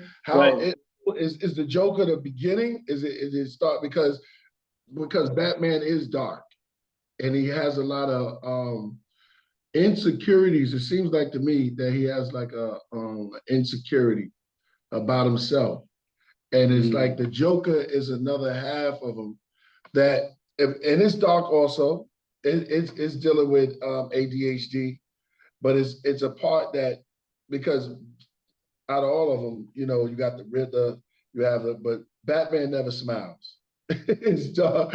He never smiles. It's just dark. And there's stories. The Joker laughs, but it's a dark laugh. He laughs at himself almost. Right. Elaborate on that. Let's go. Let's go. First, we're going to deal with how old is this attribute, or is this a part of Batman seeing himself, the Joker, through the gates? He's trying to hand him I don't know whether it was a flower or it was a trick. Right?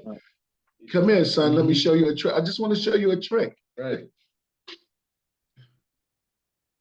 So there's a kind of a cinematic relationship that they're showing, because the whole bizarre effect that they're looking to convey is mental health. Because if you watch the film, you thought he was with that girl. She was there at the hospital and all that. He never met her. You understand what I'm saying? Like, so you're getting taken on a ride too. So they're showing you through his eyes the way he sees the world. You see what I'm saying? So he sees, Bruce Wayne as a young man versus how he grew up to be. There's a level of affinity that he has for him, but he never knew love because he was never loved. Gotcha. You see what I'm saying? Like we went through them, the Maslow's hierarchy of needs, like self-actualization. You know, you can't love if you're not secure with food, clothing, and shelter, and that's what he struggled with. And he struggled with getting that medication for his mother. He has a maternal link and connection to this mother that adopted him, that subjected him to abuse and lied to him. You understand? Like, because she was getting abused, she allowed him to be abused, and they was in an abusive kind of, you know, trauma bond relationship. So Batman having that same kind of relationship to his family, it was estranged. You see what I'm saying? It was estranged because of seeing his parents get killed in front of his face. So the things were fine before that. But that schism, that break, you know, caused him to spiral. So, like, even connecting it back to Batman Begins, like he ends up in prison for stealing. You see what I'm saying? For stealing and fighting. And when it's time to kill the guy for stealing, he can't kill the guy. All of a sudden, he's moral. You see what I'm saying? But he's going after thieves and criminals and people in Gotham. So this is a farce. So you see this scene, right? Like he just got the scene, like he's fighting these guys right here. And, you know, he meets the representative of Rasul and seeing why he was chosen, because this was a reformation place. His reformation was different than Joker's. They both went through a reformation process. The last space for the Joker in his reformation process was after he killed those guys on the subway, he had to kill his foster mother. So he did that. Yeah. So this comes together in the space to where now, by the time that picture that AD shows, he's fully into himself. You see what I'm saying? Like there's a Harley Quinn story that's connected to that. All of it. You see what I'm saying? So it's not just, you know, singularity in regards to it, but it's a totality of how it looks all together. So his affinity to that innocence that he saw, that he remembered that he had, but he didn't have it anymore. He was hallucinating. Yeah. Right. So Thomas, when you went to see Thomas in the back room, he was like, "I ain't your father." You understand? He's like, "Oh, you were that crazy, your mother," and blah blah blah. Like, so it was all of those things that went there. So even if y'all remember, he let the dwarf guy, the midget guy, he let him leave. He let him leave. He killed the other guy. You know what I'm saying? Brutally. Like he literally closed the door because he knew that other guy wasn't going to get out, but he was checking to see where he was. Yeah. So, you know what I'm saying? So he was like, "You was always nice to me." So you go. Yeah. So he initially always looked for love, but when it wasn't there, right, it was a spiral. Right. You know, he didn't kill that girl. You know, even though that girl never met him, she only seen him one time. You see what I'm saying? But he had a whole relationship with her in his mind, and it takes you along that path and that journey with it. You see what I'm saying? So you go along with it as if, you know, this thing's happening, like this is supposed to be his refuge.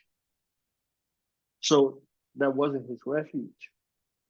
So he was his own refuge. So when he saw all of the people with the clown mask on, it's like a salute. Everywhere he's going, like he's saying, like, "Oh, okay, all right, I'm not an outsider anymore."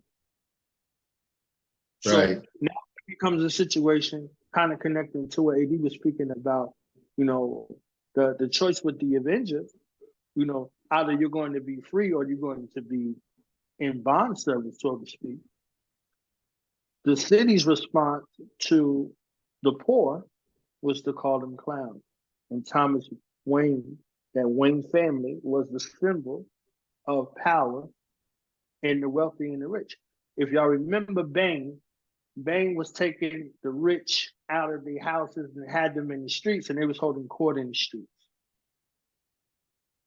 So just like you see in this photograph right here, you're seeing Thomas, you know, in his, look, AD, you be so on point. I'm telling you, this is the difference. This is the difference between the relationship. So look how he see his father when it showed through his eye, versus Right. how the world sees his father. That city of Gotham saw his father.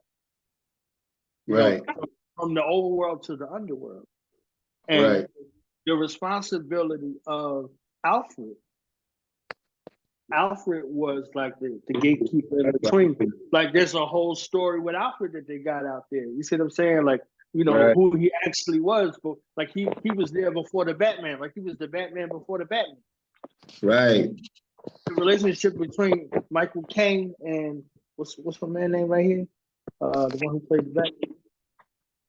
Nolan, Christopher Nolan. Is that his name? No, that's the director. Oh. This guy. What's the guy who actually played Batman? I forget his name.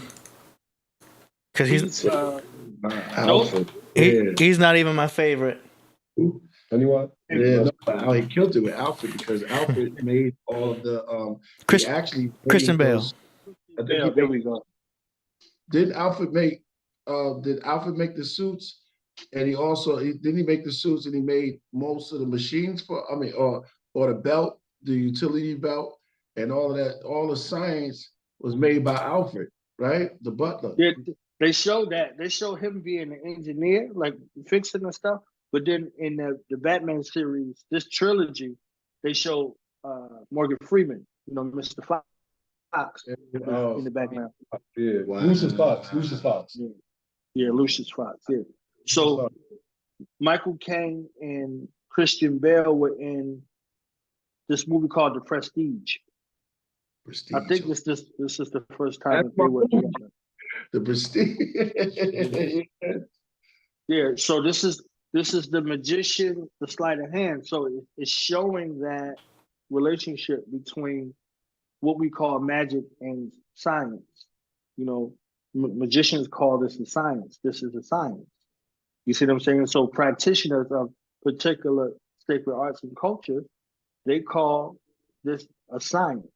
Like even with boxing, what they call it, the sweet science. You see what I'm saying? They call it a science for a particular reason. So this is a connection. He's in the film, and also the guy who plays Wolverine is in the film. And this is kind of like the Harry Houdini versus Houdini type of situation that they show. So that's like a good joint. Yeah, chained underwater. Houdini. That chained in the underwater was his greatest defeat. Great escape, right? Evil. Yeah. Or yeah. Yeah. So the parallels kind of run together, you know, in regards to that.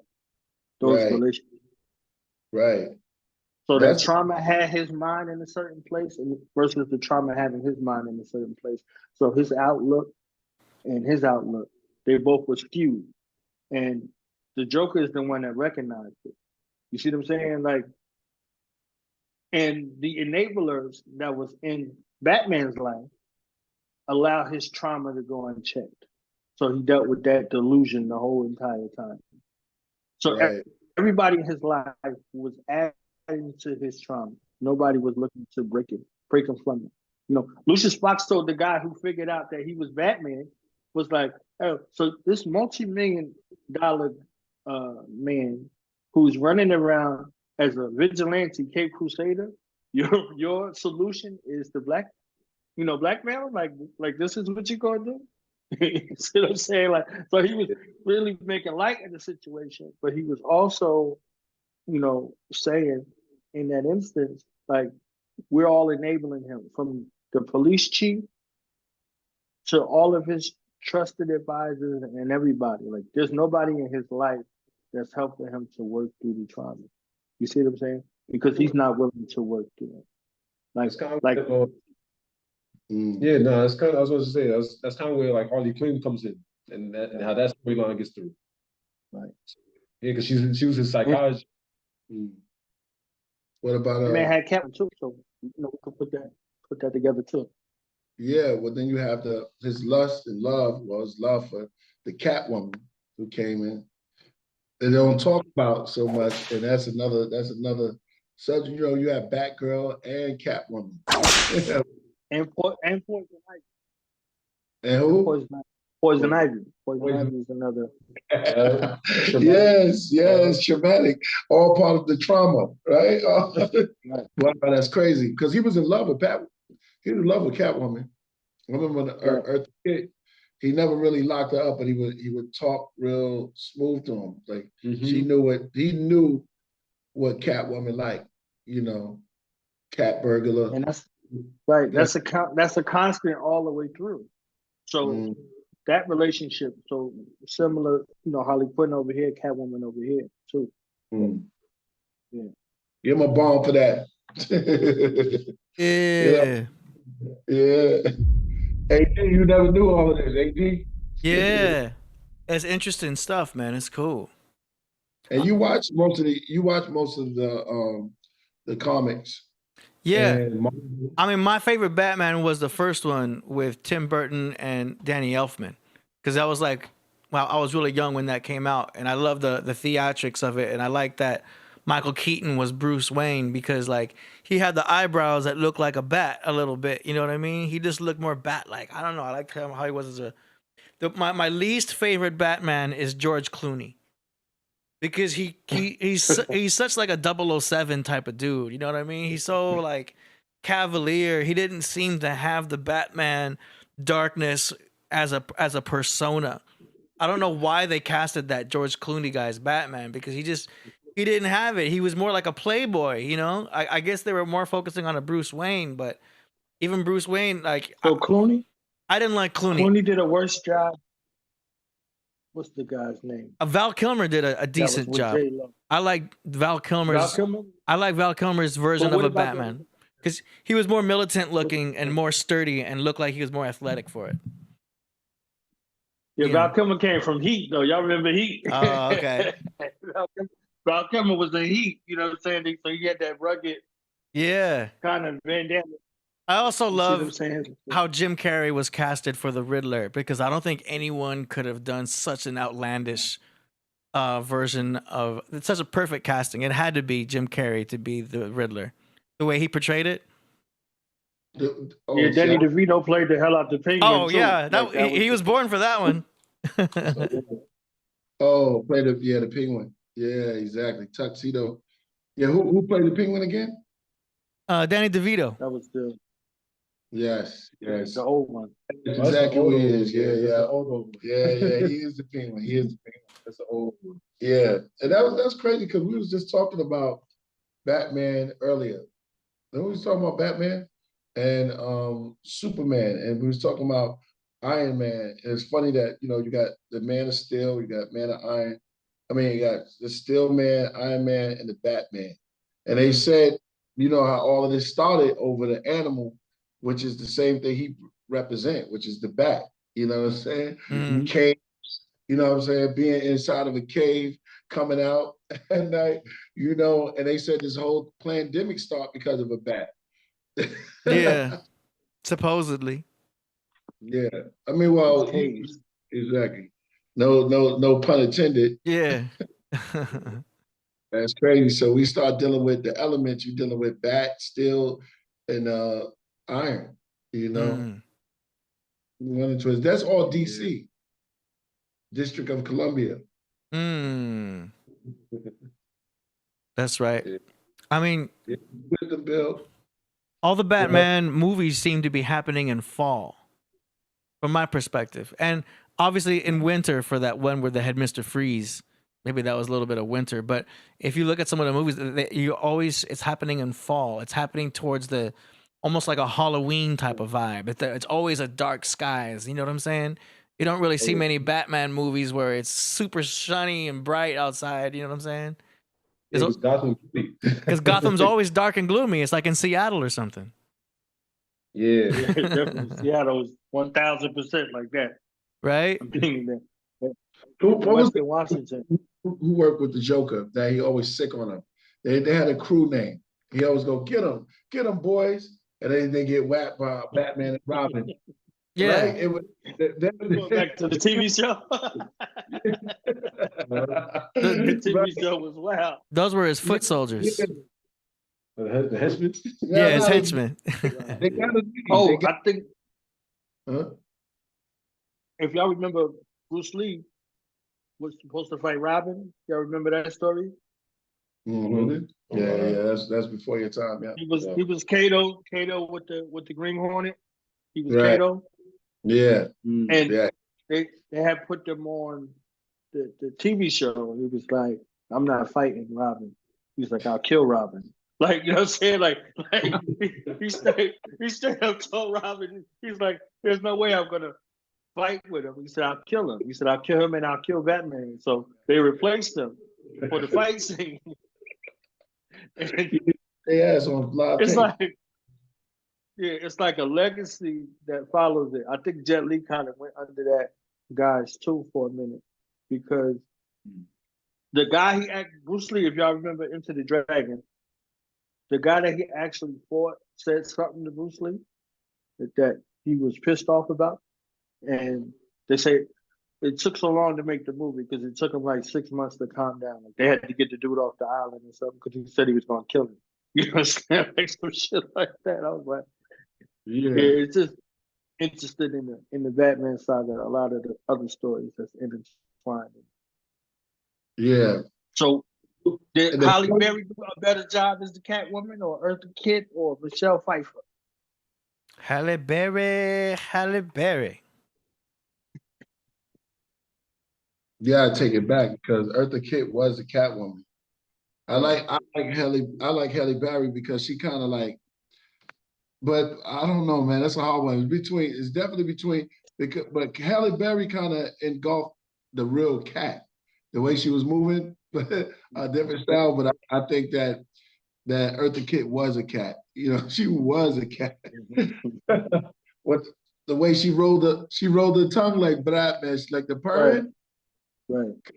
They took it into, but it's a hard one for me for that one because Halle Berry learned from them, and she took that cat style to because when she had her own movie, she took that cat style. Ew, she was moving like a cat and snipped that was a good movie. You think she got slipped some DMT at the old lady crib? Huh? You think she got slipped some DMT at the old lady crib? Definitely. Definitely. Yeah. She started tripping after that. You know what I'm saying? Yeah. Like I think she was the first one to get hit with the cup of tea. Yeah, she did. Yeah, she been going through a lot ever since then, man. Dang. Yeah, I know Halle Berry, and I actually seen Halle Berry too. I seen her in Topanga Canyon. Yeah. I remember you was telling me while we was out at the joint. Yeah. Word. Shout out to that's my Leo sister right there. So I was like, man, there she go. Word. Yeah, Halle Berry. Yeah, they hit her with something because she started tripping out, becoming like she just can't get it together. I don't know, man. It's like she's still beautiful. And they had her play Dorothy Dandridge. Yeah. Come on. We just was going through that. That's a hard one. I see why they picked her though. Yeah. She kind of favor her a little bit. There she go. Yeah, and she was recently in John Wick 3. Oh, what? Somebody wrote Donnie Yen, Bruce Lee, equals Kato. Yeah. Donnie Yen's gonna be in John Wick 4. John Wick 4 is gonna be fucking awesome, I think, in my mind. Yeah. I'm curious to see how they're gonna do the story. Yeah. Yeah, so hopefully she makes a comeback. She had a cameo in John Wick 3. So hopefully she makes a cameo in John Wick 4. And they said Keanu Reeves was trying to see if the lady who plays Trinity could make a cameo in the movie as well. Oh, yeah. Part 4. She was also, that lady played in one movie I can't get. And my other son, Zariah, he could get it, man. I don't know why he liked this movie. I mean, I can't get it. It's Memento. Oh, shit. She played in that too. Yeah, I just can't. unraveled. Memento was it, yo. Memento was it, yo. It was like, Forrest don't get a second chance. It was like, that's the classic Memento line right there. Was that? No, I think that was Identity. I think that was Identity. That was the end of that. Memento was crazy. That was the picture joint. Huh? That was the picture joint, right? The Memento joint. That was the one with the picture. Nas got Rewind. Right? I know him or what's the other cat that? No, he did the one about Bullet that was Pharaoh Monch. But I seen how it played back. It started from the ending in that movie. Where in Memento, the thing about it, I can't. Pulp Fiction type of thing. Huh? Like the Pulp Fiction kind of joint right there, like that. Yeah, Pulp Fiction. Yeah. That's another one. MF Much. Now I was reading from my cousin. Reading the message from my cousin. Yeah, but let's go on, man. Let's keep it going. This is good. I always say the deepest part of a movie is when there's no dialogue. Like when you gotta think yourself and like, wow, that lonely drive or things like that. It's when you get into it, you start picturing it in your mind. And that part of the movie is heavy. Less because you get a chance to create, you get to see the movie actually when there's no dialogue. Right, it's I reaction. saw go ahead, talk to me about that. Is it? Oh, I was saying about reactions. That's what I was going to say. You go. That one, go ahead, reaction.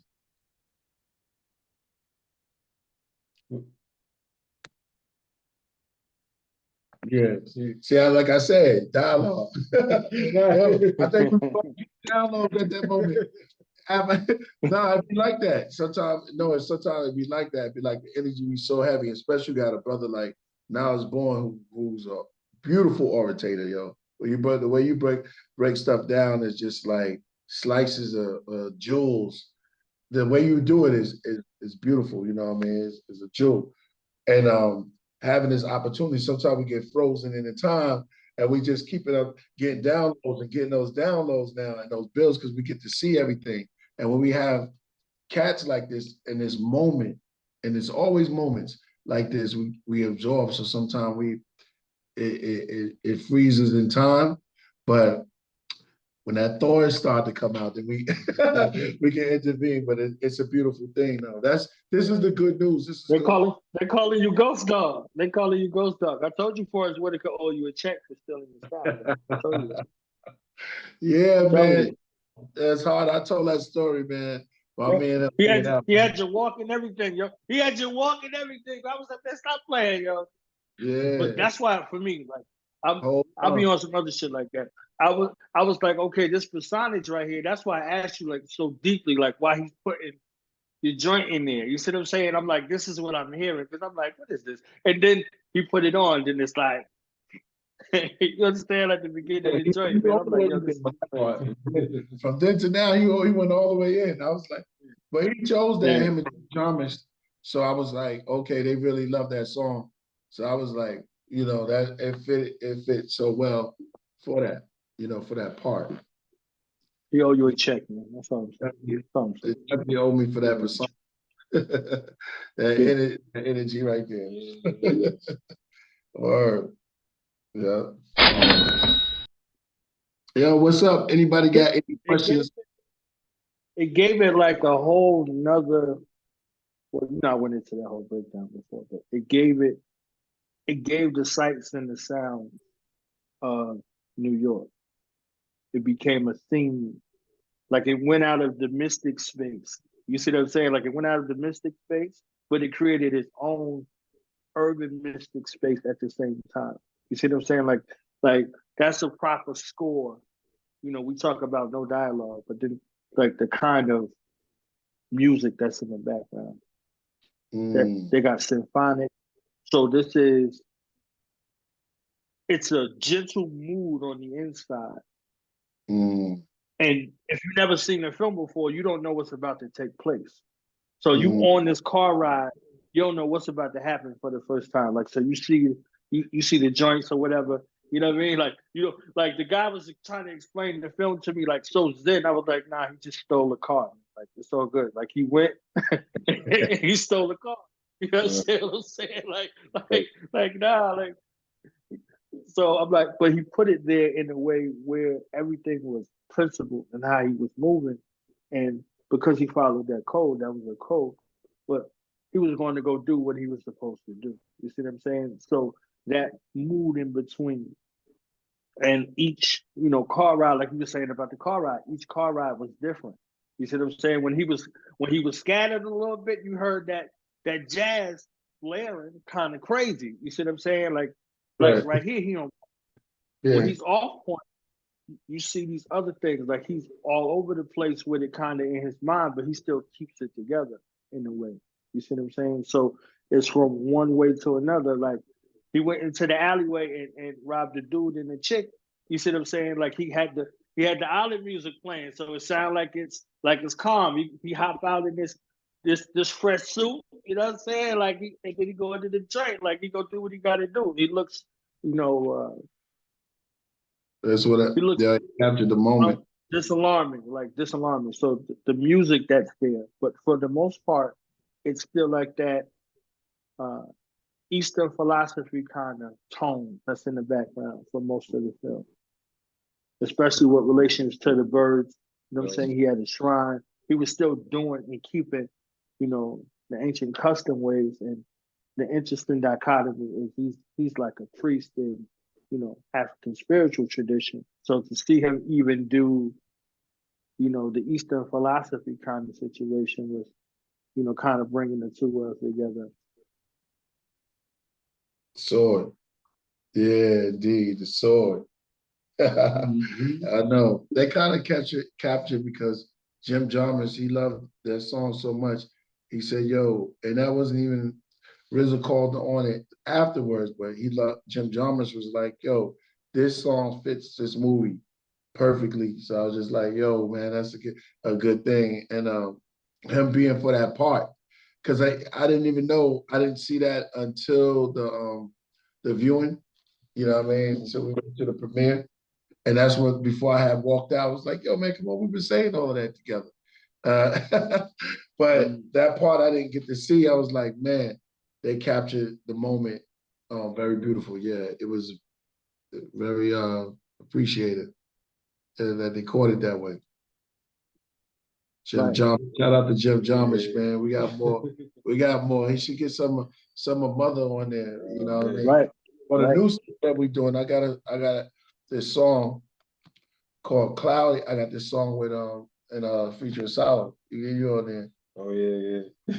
Yeah, it's kind of, he's got some stuff like that. I mean, AD got to hear it. If he could catch some of those songs with those type of moves is where I want to go with it a little bit, because ever since Mother had sparked me, I felt like, yo, that energy keep going and building with brothers like you yourself. Now I was born and keeping me stable. You know what I mean? It never goes away. We all share that. Therapeutic. Therapeutic. Yeah, therapeutic music. Therapeutic. Therapeutic. Yeah, therapeutic music. AD, that was good the way somebody got see Coach said, amazing. Amazing. I see that. Word. What was that? Yeah, this is y'all's relationship right here. Oh yes. Yes. Yeah, you got that book in there somewhere. That's our relationship, man. I mean, I love it. You see what I'm saying? Like with Young Dirty, there's a go ahead. I'm gonna shout him out too, because he sent me that same book. That book is heavy. That brother been there, but I'm not at the crib right now. We still in transition. We trying to get back to the crib. You know what I mean? Solomon, I got one for you too. You know what I'm saying? Got Yeah, one for you. This one. No, I like to look at deep stuff, you know. Jesus, You Solomon. know what I mean? I'm always willing Yeah. to learn something new. Exactly. That's always me. God, Yeah, you said. good. Yeah. Yeah. You good? Yeah. Nah, I'm just willing, I'm always willing to learn something new. That's all I can say.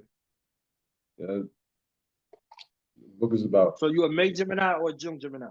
I'm a June Gemini. You know, that's my people's. You know what I mean? Who you are? You a May? Okay. What you said? Nah. I'm June. Oh, you June? You June? Oh, you with me? What's up? What's up? I'm June 4th. You know what I mean? You know, everybody always talk about bad stuff about Geminis, but I feel like we're very creative in the mind and how we think. You know, that's how I always look at ourselves. You June 4th? June 4th, yeah. Yeah. June 4th. Yeah, I got another person to call on my Gemini tirade. I'm the second. Oh, you're the second. Techman Smith and Wesson. Yeah, Techman Smith and Wesson, and Curtis Mayfield is the third, and you the fourth. Who else did I have as the fourth? There's somebody else as the fourth. It's you. I remember it before. Yeah, blessings. But, yeah, you know. Yeah, you want the fourth.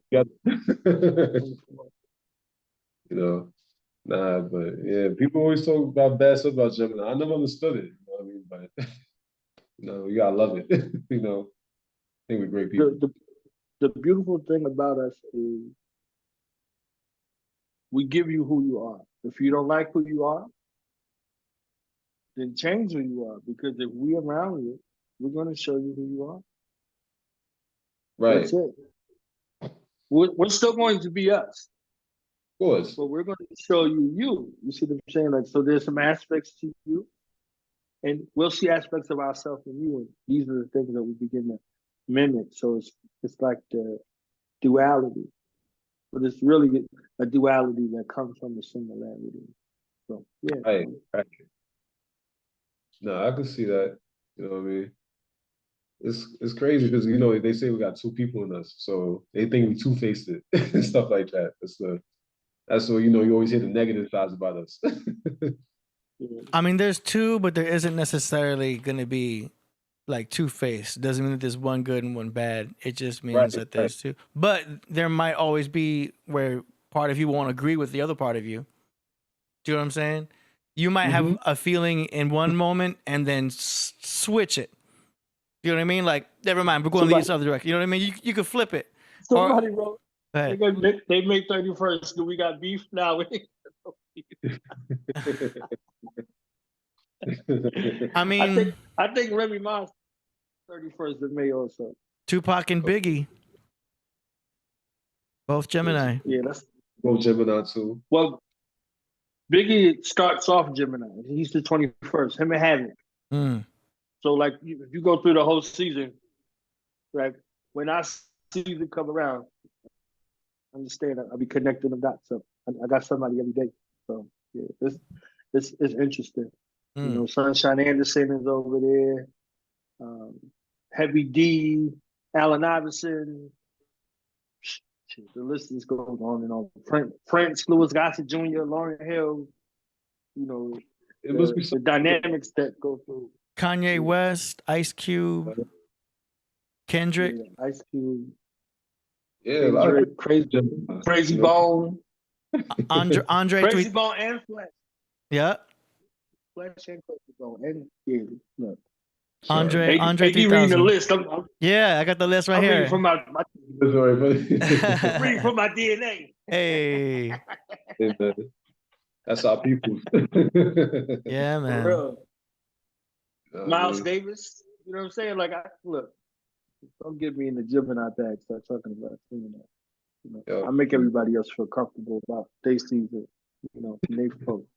Yeah. AD over there with Badu, he got everything about it. You see what I'm saying? So that's how you're able to do. There's a lot, the architect stuff that they got going on. Left Eye was Gemini too. Yeah. Wait, yeah. Gemini, yeah.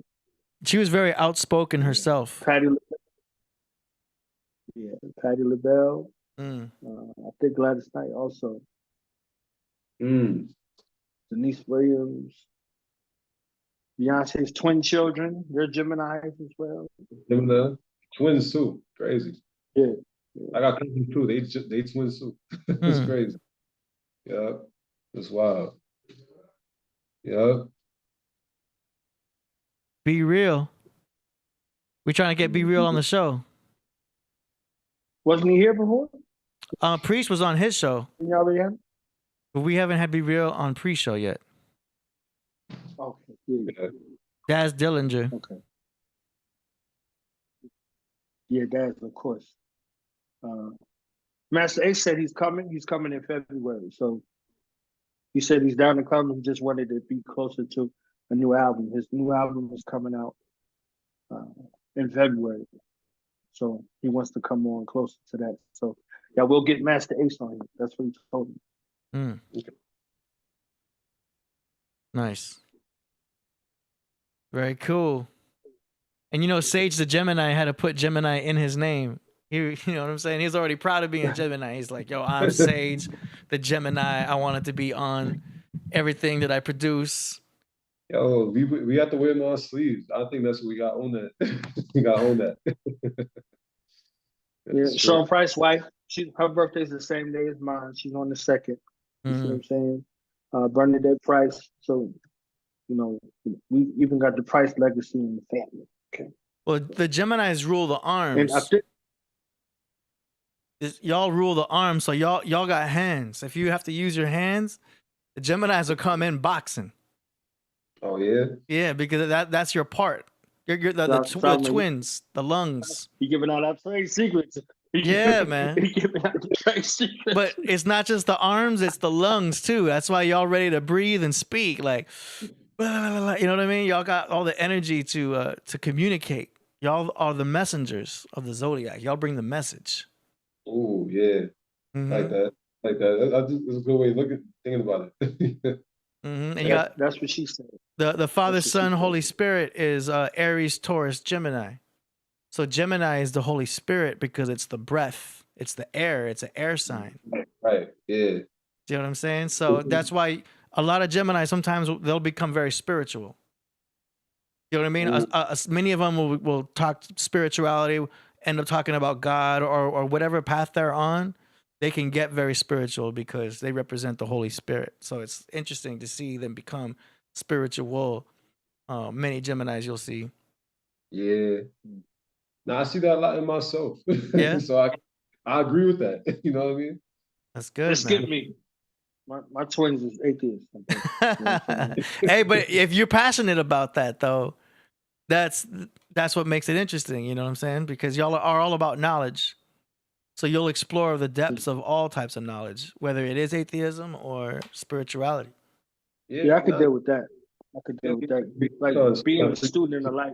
Yeah, being a student in life and having an understanding of how to communicate with people. Yeah, I could see that. Mm-hmm. Well, that's want to be able to speak to people language.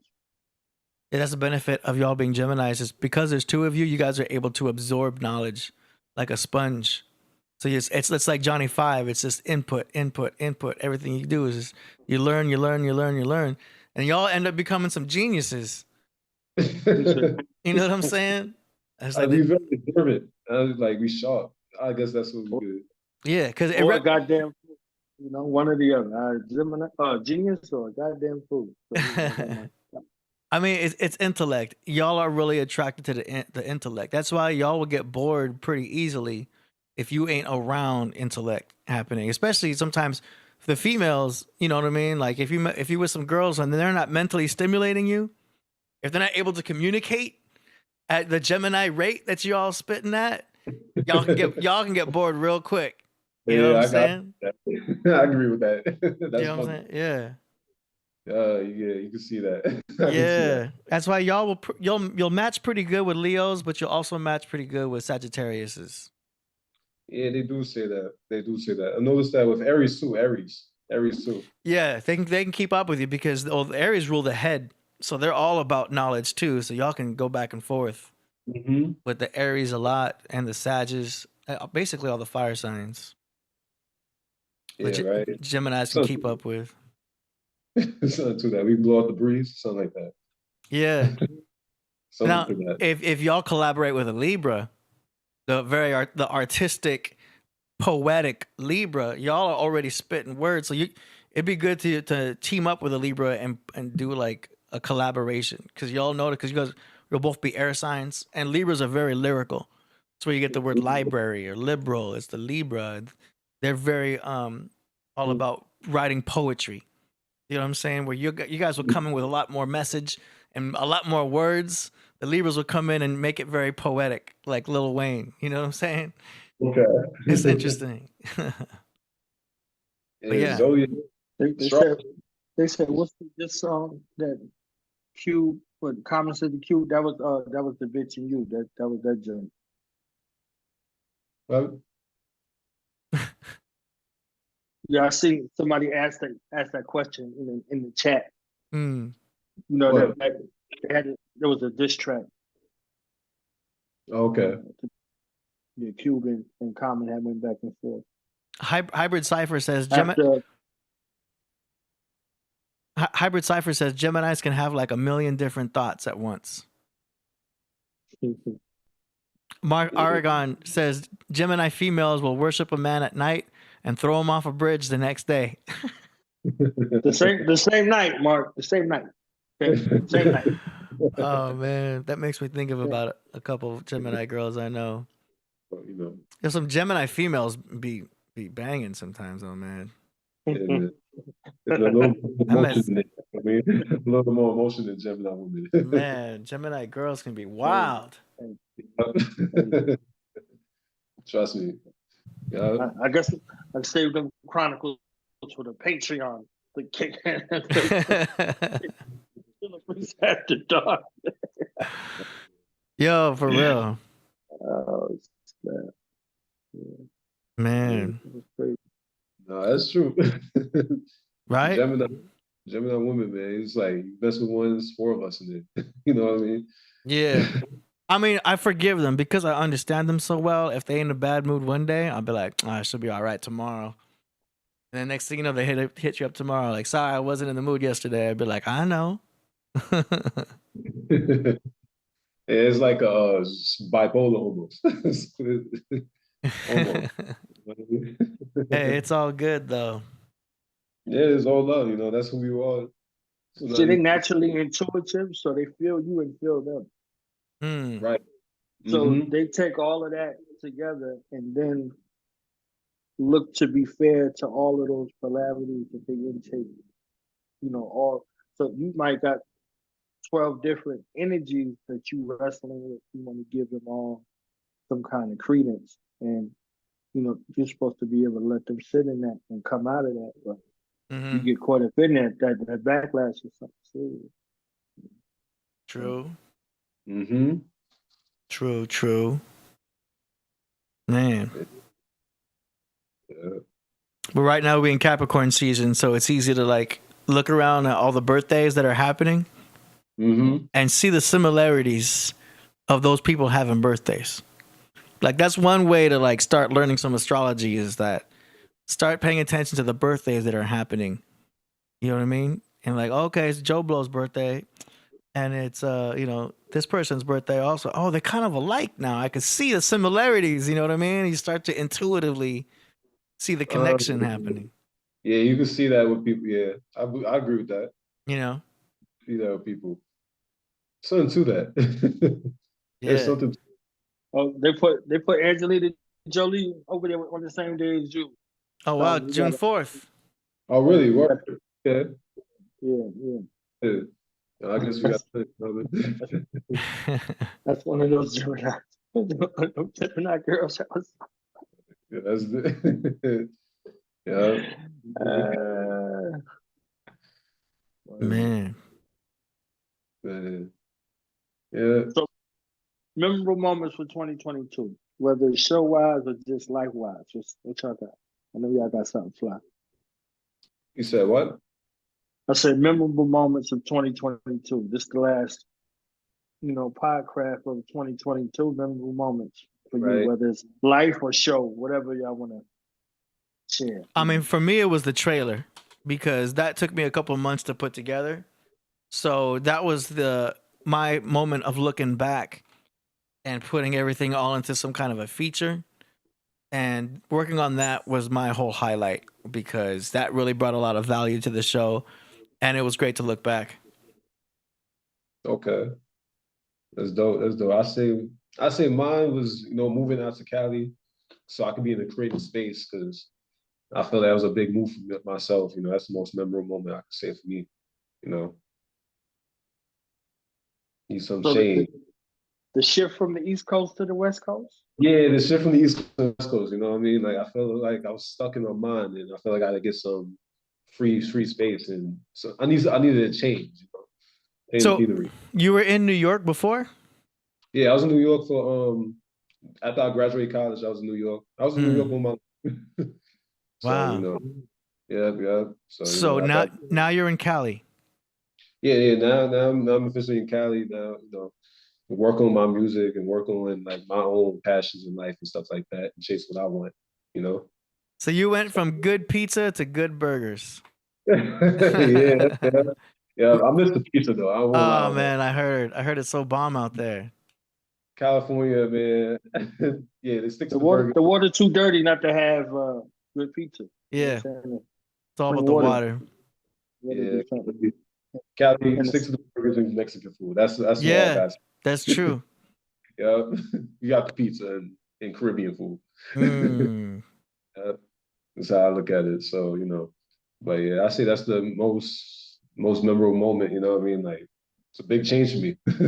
Yeah, and the streets, everyone's walking fast, huh? Like it's a very fast moving city, right? Oh yeah, New York, yeah, definitely. You know what I mean? Because I don't know what it is about that, but it's cold. You gotta get to where you need to go. Yeah, I mean, there's so much business happening in New York, so I can imagine. It's a herd. You can't stand still to be trying to look around and nothing.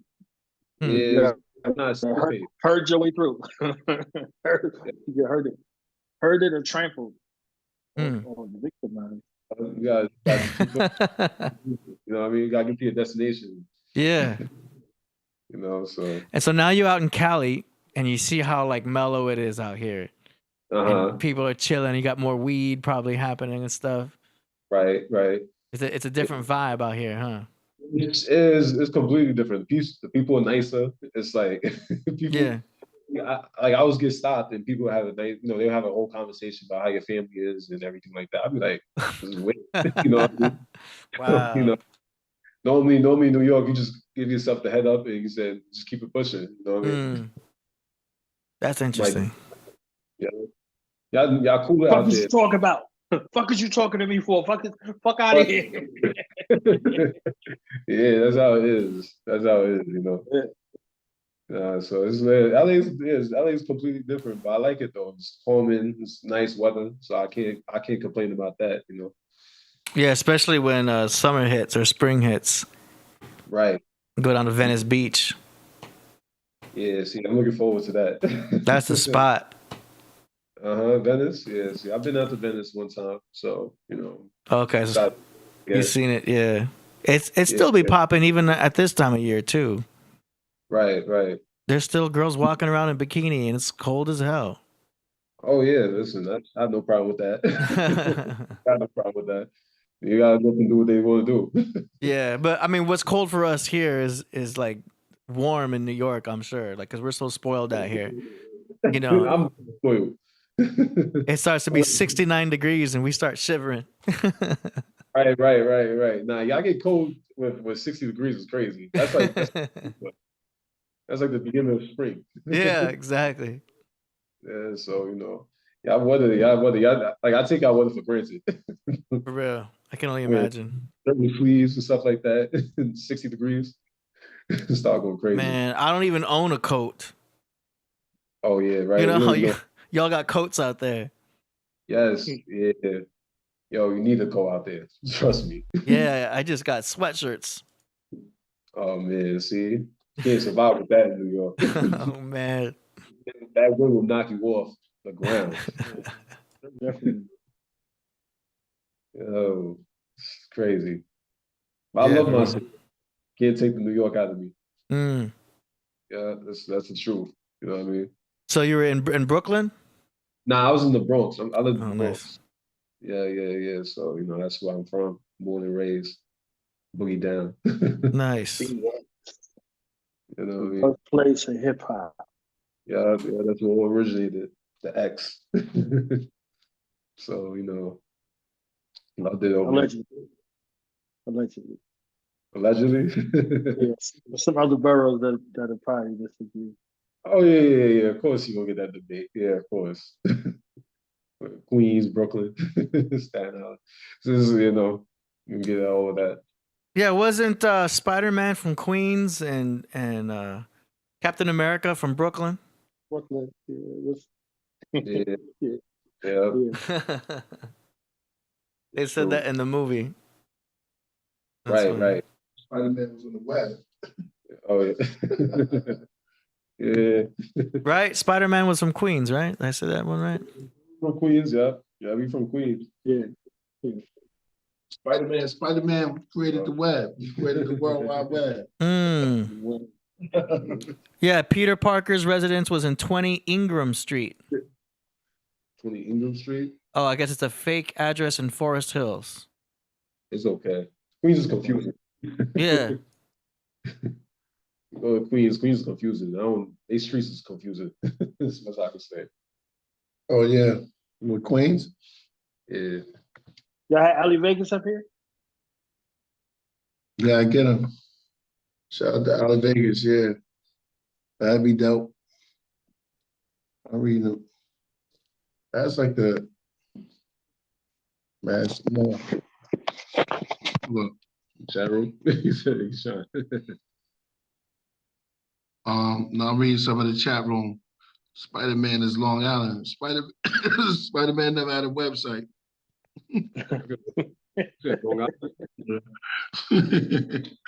Word. Queens is Long Island.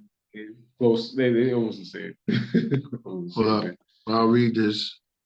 I can get up. I'm just doing this to read it.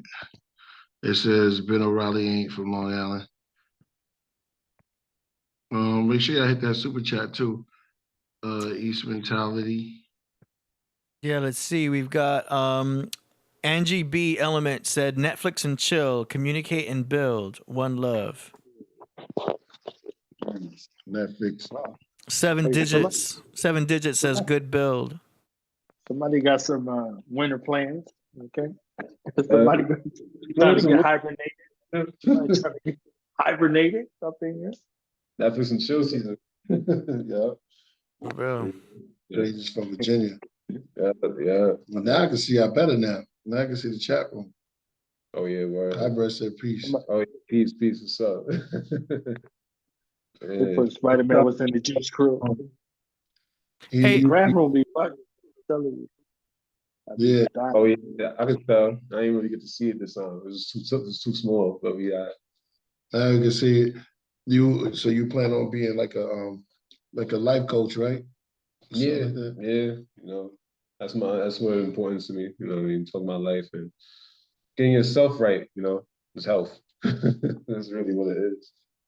I mean, spiritual, mentally, and physically. That's what I always go into.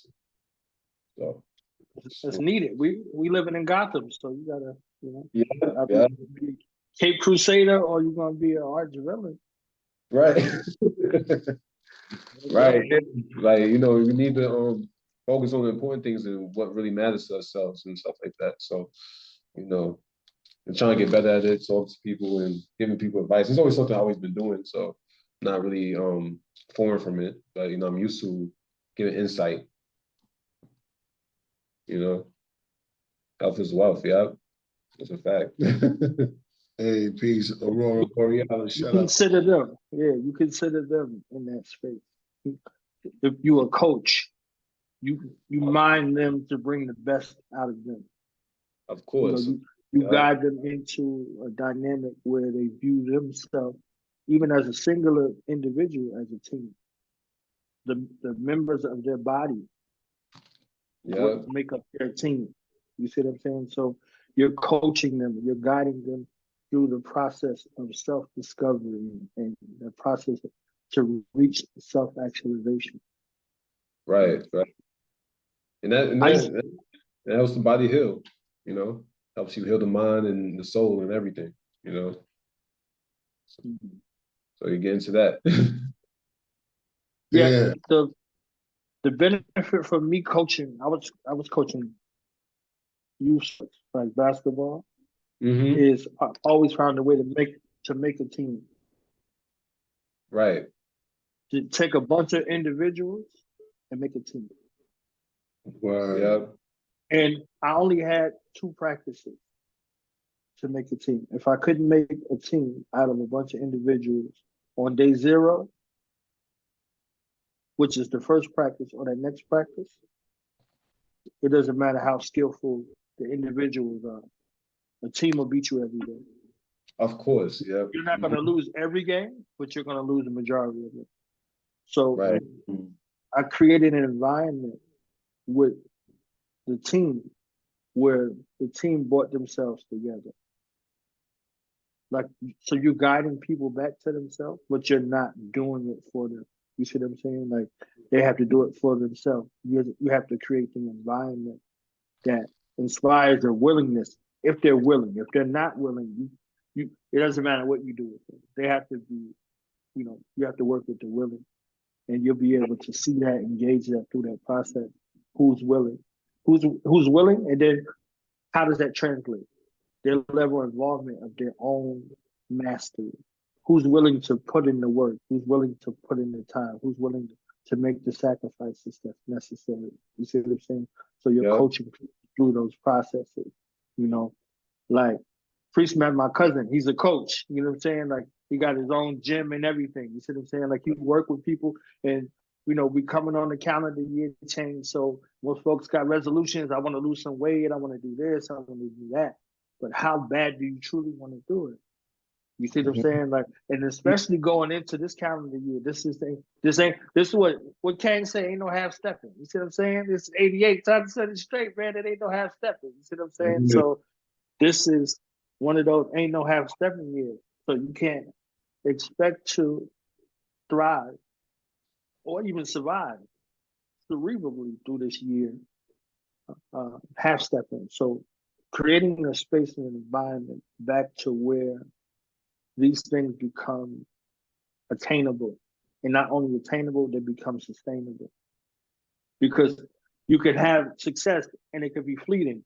You see what I'm saying? They call them one-hit wonders in the industry, right? They had a song, and after that song, that was it. You see what I'm saying? What does it say? Whack MCs only lasted one season. You see what I'm saying? So either you had a song or you had a season. And what about next season? And we know the team sports, the team sports that we watch, they could be good one season and they'd be garbage the next season. You see what I'm saying? So they lost sight of it. So success. Back to the Batman Bane analogy. He was like, success has defeated you. You see what I'm saying? Like, so he's telling them, like, yo, you used to doing this with these chumps. You forgot where you come from. You see what I'm saying? Like, nah, this little bit of stuff that you're doing, this little fake stuff, these parlor tricks that you're doing, that work with them. That ain't gonna work with me. So that little part when you say, oh, you think darkness is your ally. You see what I'm saying? Like he said, I was molding in it. Born in it, molding in it. I didn't see the light until I was almost a man. And he said by then it was nothing but blinding. So all of these things that he thought had served him in that environment didn't work in the real environment. So in the coaching modality, how can people take what you're saying and make it actionable? And then from that actionable space, how can they sustain what they do? You know what I mean? So it's just something to kind of keep in mind. Of course, yeah. No, I agree with that. I play sports myself, and unity is very important when you're playing a team sport. So I definitely understand that. Coming from my whole background. Right. Yeah, get that. Yeah. Now I was reading something. I'm just reading the comment. Shout out to everybody in the comic room. Where let me see, Hammer the Great. Exactly. Hammers to go. I broke my back. What do you mean by that? You broke back is broken. What part? That's my best one. I was watching Mike Tyson when he had Cat Williams up there. Very interesting. Mike is the wild. That's my lawn. You know, I want to get, if we can get Tyson up here, man, that's it. Or either go on his boxing. He's got the hot box, right? Yeah. Yeah. That is definitely my dream to get him up here or get him on the craft and build with him. Word. Oh, yeah. It's the year for it coming up. This is the year. Yeah, 20. I'm manifest. Manifest plenty things, man. Is write it down, speak it to existence, all of the ways. Hold on, give me 1 second.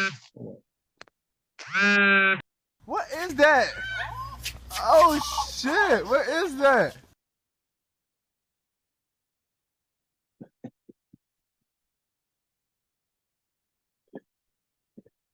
Oh, man.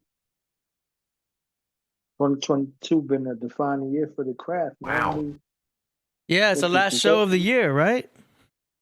This is it. This is the last show of the year. We ain't gonna be back until next year. That's some super dope highlights for the year as well. Yeah. I mean, there's so much, man. Yeah. Coming through the year, this year in particular, y'all carved out a space for so many different belief systems and ideologies and places where they get heard. Normally people aren't heard in places, and if they aren't heard in places, if they are heard, they aren't really taken serious. So y'all created a beautiful space and lane, for some creative minds and, for philosophy to go. And we back. Look, just like we put this right here. Yeah. And we back. Smells like team spirit. And we back. Hey. And we back, man. Having this great bill, yo. This is it, man. Word. We have to get out of here soon, though. So you're gonna stay out there for New Year's Eve? That's look like this. It look like yo, they won't if we'll be back as soon as they straighten out the airport. I tried switching around, but they told me 40 hours. Yeah, it's crazy. 40 hours. Yeah, it's crazy, yo. Just to get to LA.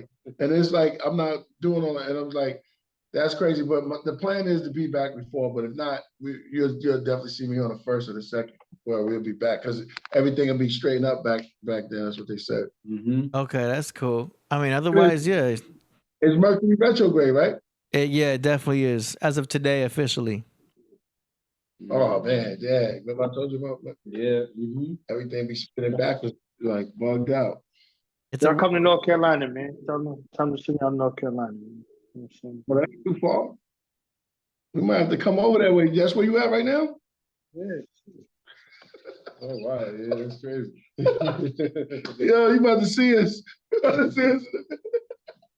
Oh, shit. Y'all gonna end up on the same camera. Yeah. So tell me where y'all at. I'll pull up. Come on, say no more. As soon as we get off this. Word. Word. Say no more. Word. And yeah, that's it. I mean, y'all also link up. He might be next door. Close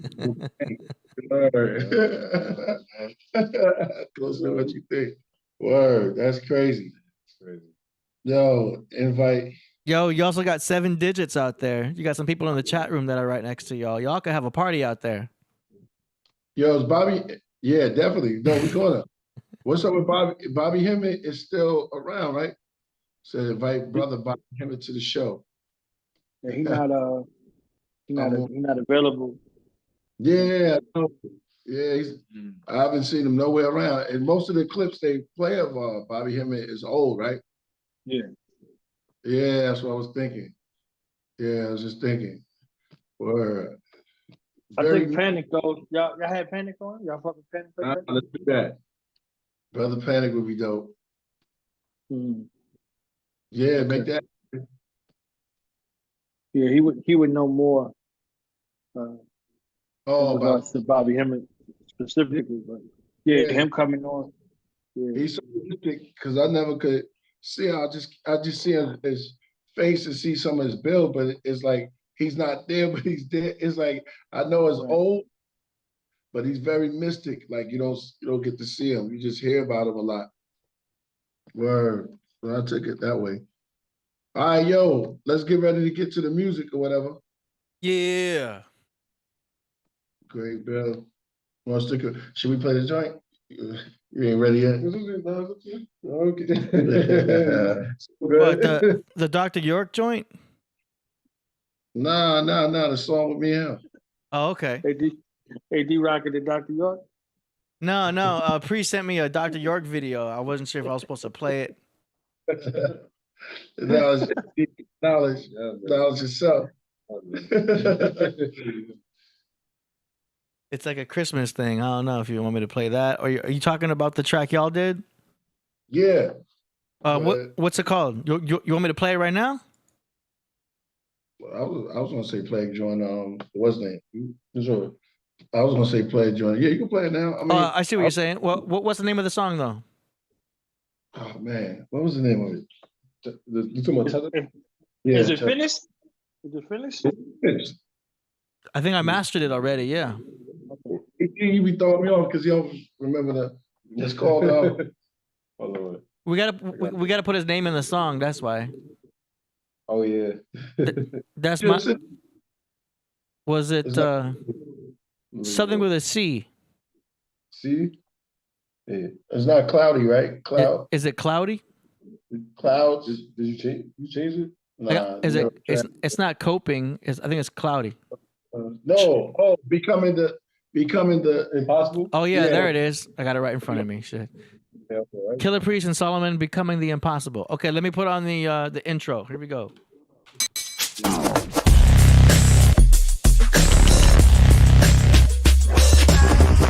Song promotions. Yeah, time for the song promotion segment. Let's go. This first one's going to be by none other than Killah Priest and Solomon. It's called Becoming the Impossible. Mixed and mastered by me. Yeah. Questioned my resilience, tested my brilliance. I stared in the mirror, arrested my villains. Conquest for the healing. I'm haunted, at the edge of my bed, exhausted. This torment, I saw the angels as a headless horseman. Caution, I thought the pretty lie was the truth. That's why I closed my eyes in the booth. Your desire was the empire. I watched the bad fire turn to sapphire. I bit the neck of the vampire. She closed her eyes, I sucked the plasma. Put her corpse in the amber. Cleared her thoughts with a hand rub, like grandma. And point at the earth as we stand on the star. The memoirs of the vanguards. Anshaw, the I am and the Haram with tar. Master builders, the Beth of Joseph. The image of oneself cracked the mirrors. Black and fearless. The big head statues of the Olmecs. Right hand pointed towards the stars. Left hand under the solar plex. As above, so below. As the dove sows the crow. As it buds, so we sow. My grieving process is convoluted. To mantra music, never was an honest student. I influenced the darker sutures. Part idiot, part Confucius. The yin and yang, wings with fangs, that's the caduceus. Feathered, tethered to the nebula. It's all molecular, similar to the teachings of Paul and Yeshua. Images of Jesus through the halls of Jesuits. I paused. Brilliance is the key to all benevolence. There has been some discussion online already about addressing PTSD, an issue, post-traumatic stress disorder, and from some of those. How to become the impossible. Yeah, sure. Post-traumatic stress disorder, PTSD, well, that's a disorder that develops in some people who have experienced a shocking, scary, or dangerous event, and it's natural to feel afraid during and after a traumatic situation. So fear triggers many split-second changes in the body to help defend against danger or to avoid it. There you go. I should mention that was arranged by Priest also. The Priest arranged where everything went. That was cool. Yeah. You know, it's great making songs about you got to hear the quality with the headphones though. Do you know what I'm saying? Because I put a full-on compression in there. I EQ'd the vocals so they could fit right in there with that beat and everything. And like, there's some unmasking going on with the sounds. Yeah. It was cool. Yeah, it was great. It was great making, you know, music with my dad, stuff, you know, getting comfortable with my voice and stuff like that. So, you know. You got any solo tracks? I don't got nothing out right now. I just been straight writing. Okay. Like, any rough mixes of anything? Yo, I don't got nothing right now. Like okay. I've been stuck in my head by my own music and stuff like that, creating myself, you know. So, you know, I'm trying to get into my own music and my own identity. Yeah. And stuff, you know. So, you tried to get him? You tried to get him? Yeah. You tried to get him? You know what I mean? I can hear it. I can hear you trying to get him. I hear you. You lock horns with him a little bit. Yeah, it's my sound. Like I feel like my sound is a little different, but like I'm just trying to get used to my voice and stuff like that and projecting it. You know? Yeah. You are the elevation. You are the elevation. I need you to know that. Like you are the elevation.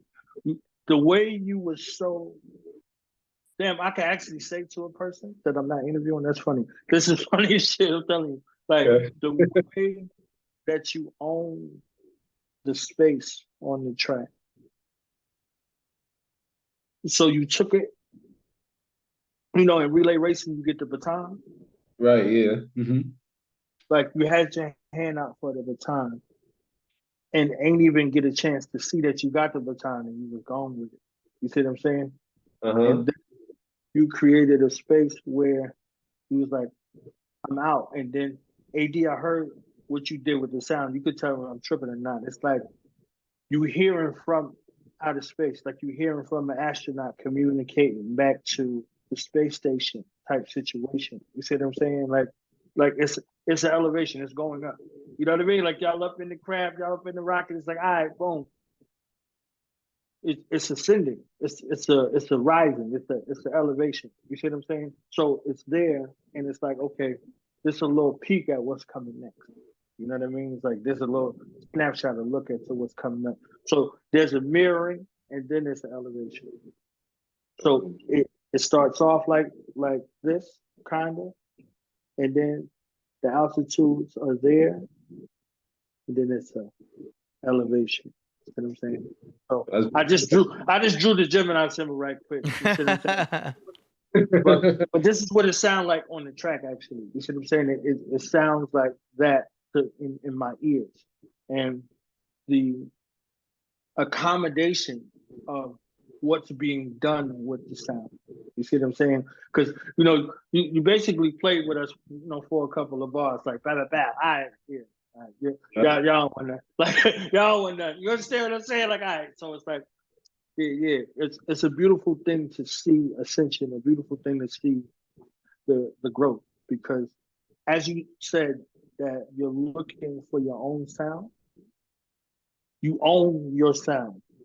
You see what I'm saying? You own your it's your sound, indiscriminate to whatever it might sound similar to, because you come from that vein. You know, you come from King David. You're gonna be king. You understand what I'm saying? Like, so you're gonna be king lineage type of situation. You see what I'm saying? So you the soul of man. You see what I'm saying? The Son of God, soul of man. You see what I'm saying?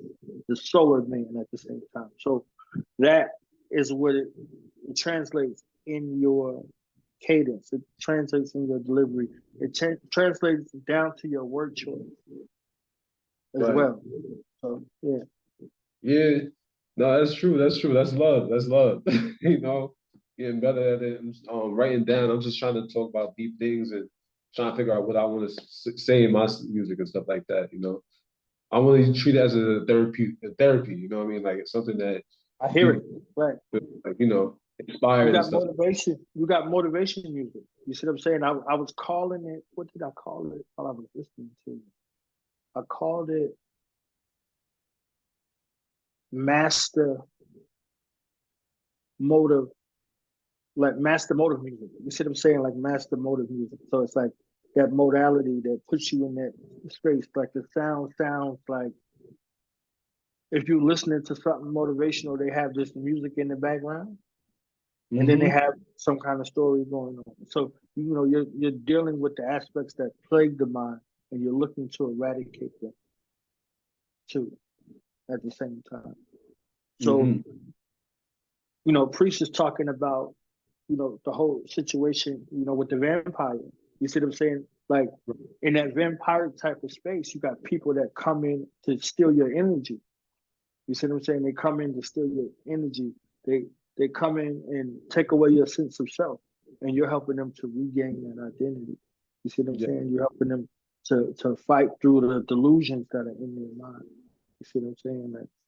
Yeah, that's true. It's true. You know, son, I'm trying to capture the soul and everything like that. And you know, my grandmother passing, you know, that's one of those things that inspired me to like, you know, get out my own self, you know, and stuff like that. You know, so yeah, it's something, you know. It's love, though. It's love. You know what I mean? Developing self-love is something important to me. Yeah. All right. Well, we're gonna move on to the next submission here that we've got so far, and it is by Shelter. No, it's by Mosquito. And the name of the song is Shelter, produced by Year of the Mosquito, Master of the Universe. Here we go. You are now listening to a Mosquito production.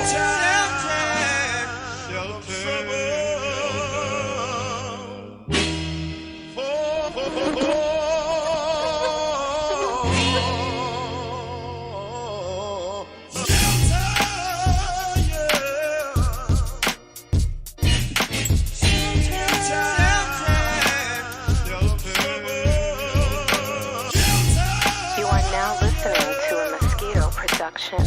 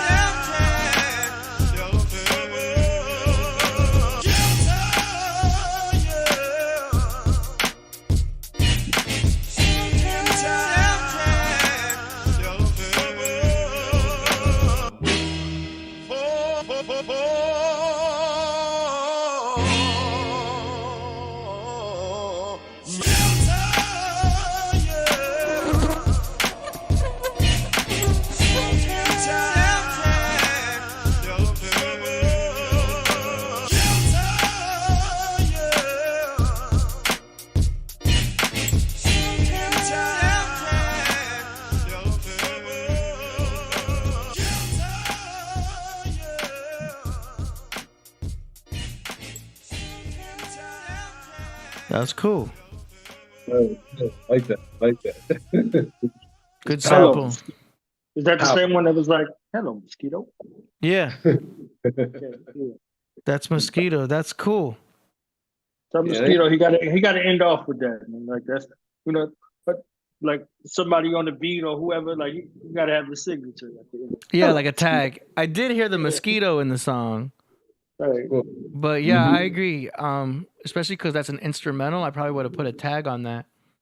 But that was cool. Yeah, it's dope. You know, like yeah. It's upbeat, and then that perfect blend of old and new sound together. It brings like y'all was talking about the gym and working out earlier. I heard y'all talking about working out the Tribe Called Quest. I don't know who gym y'all going into. You know, with Tribe Called Quest on your mind. But you gotta play them in your own headphones. Yeah, you gotta walk in with your own iPod or something. That's what well, I guess it depends on the workout that you're doing. Like whatever the muscle group is, and you know how intense your, you know, if you're doing strategic high intensity joints, you need to be in there with like some MOP or some, you know, some Onyx or something like that, like to have you in that space. Or whatever they listening to now, because that music, that party music that they're making right now, it's turned up. It's not turned down. And if you in that space to feel that burn and push your body to the limit, that you got to have a soundtrack for it. Like, Right. Gil Soudane produced a project with Guilty Simpson, and whenever I wanted to do arms and chest till exhaustion, like I could barely move my arms, or you understand what I'm saying? Like it's what is it? Don't something. It's don't. Man, I'll look it up, but it's a cadence that's there. Like I just put it that one song, it's on repeat, and then I'm going. You see what I'm saying? And he has like the Midnight Marauder Tribe Called Quest thing in the background. Don't Pull. It's called Don't Pull. It went in my head just like that. Guilty Simpson and Guilty Simpson. You know, a good workout song too is Judgment Day by Method Man. Yeah. Mm-hmm. That one's hard. When that one came out, I was in college. Everyone was bumping it in the dorm rooms. It was fire. Everybody was testing their sound systems out with that song because you know it has a deep bass. Right. Workout. Release Your Death is crazy though. I choke slammed somebody in the club fucking around with Release Your Death. Literally, like picked them up in the air and choke slammed on the ground. Like. Blue Raz, shout out to Blue Raz. I told Blue Raz that story. She looked at me crazy. My other Gemini sister, you see what I'm saying? June the 9th, Blue Raspberry. You know, y'all heard her on Rainy Days. You see what I'm saying? On Raekwon's joint, y'all heard her with Meth. Y'all heard her on Ice Cream. You know, Killah Priest actually gave her that name. So that's how it goes. Blue Raspberry. Blue Raz. All right. Well, you're in the background right now. Got him? Yeah, and Places Ice. What's Priest doing? He in the background. You see, he's fixing something right now. Nice. I think that about does it for the song promotion segment. We just had the one. Word? Yeah. You don't get a grand finale? Hold on, man. For the year is up? Not tonight. Yeah, we just got the one track submission. Usually when Priest isn't in the studio, we don't get too many song promotions. But yeah, today we just had the one promotion right there. How we gonna end off the calendar of the year with one track? It's all good. It's retrograde. We're gonna start the year off right because when Priest comes back, he'll be in the studio. It'll be a bigger show. Okay, what should I play? Oh, he did. Yeah, you know, yeah. Neurotransmitter? All right, he said neurotransmitter. Neurotransmitter? Okay. Yeah. Let's see. I'm gonna have to type that in. Wow, I think it was Cloud, yeah. That's it, Priest in the back laying down. They're going in on Priest over there. They said he in the back laying down. Okay, so I got a rough mix of that. So yeah. Legit. I haven't mastered it yet, but I could play the mix. You gonna master it live? That's what you gonna do? You gonna master it live? I mean, I could. Can I make a request? Can we get to use my mind reading from Chicago here? Yeah. Can we do that? Yeah, what? What you want to do? Said make a request. Yeah, he said. Yeah, what's your request? Can I get the Use My Mind remix? Oh, yeah. Priest, wants me to play Use My Mind. You cool with that? Yeah. You say yeah. You say yeah with it. Okay. Okay. Hold on. I got two versions. Let me double check. Let's see, November 7th and November 6th. Yeah, we're going to go with November 7th. Yeah. Here we go. God Zodiac. Priesthood.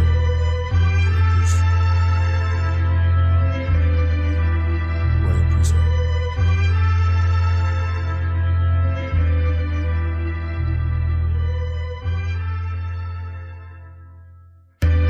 Yeah. The devil raised the bar, but I'm a hurdler. And I'm the good thief, I sneak in your toxic house, the burglar.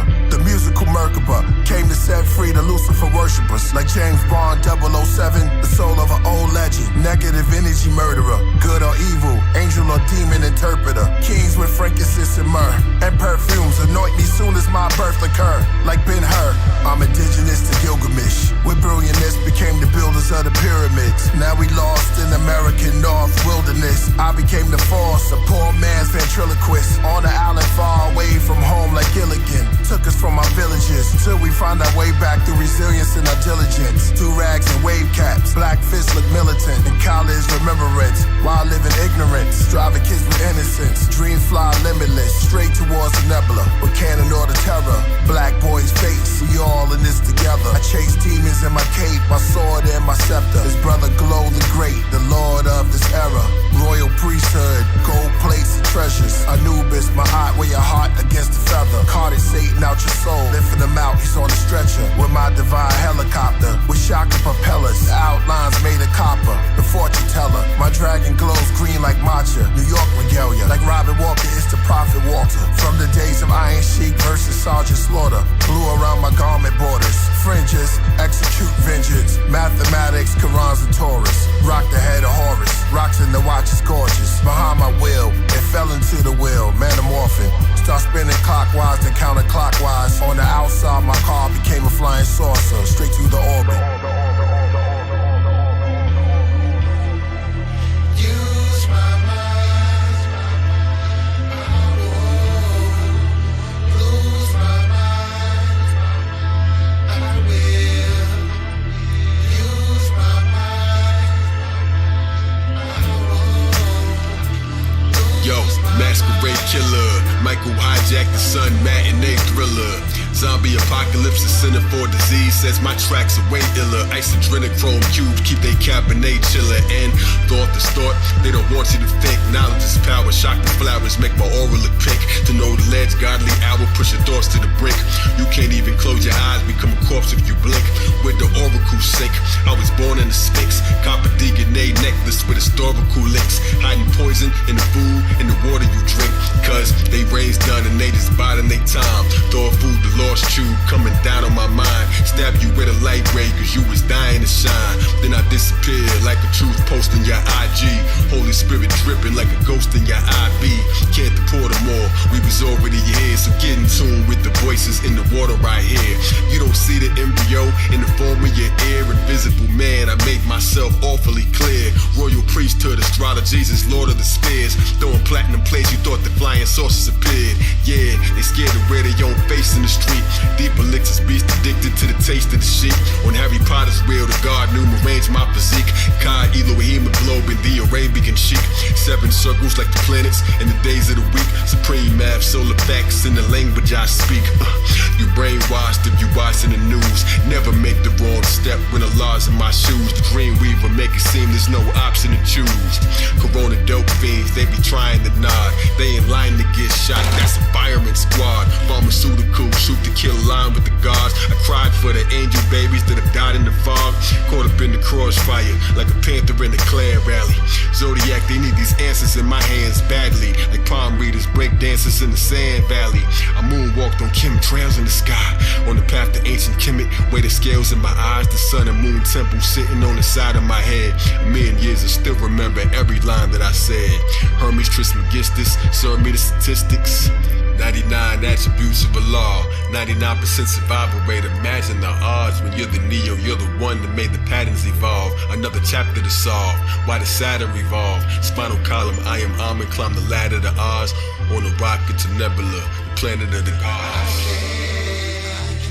Use my mind.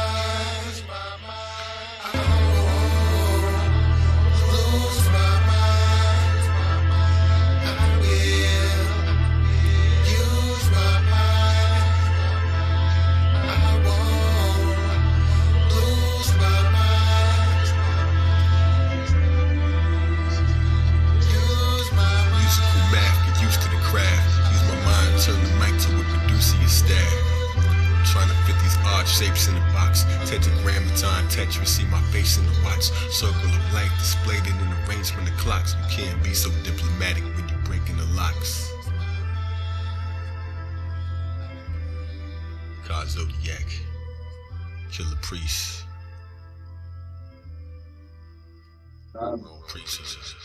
Yeah, how you like that? Love that. That was produced, mixed, and mastered by Zodiac. Timeless. Yeah, timeless. He said timeless. Yeah. Straight fire. Yeah. That's a demonstration of Charles Xavier and Magneto coming together to create Onslaught. You got Mr. Universe and Zodiac, so you got Mr. Zodiverse. Mr. Zodiverse. AKA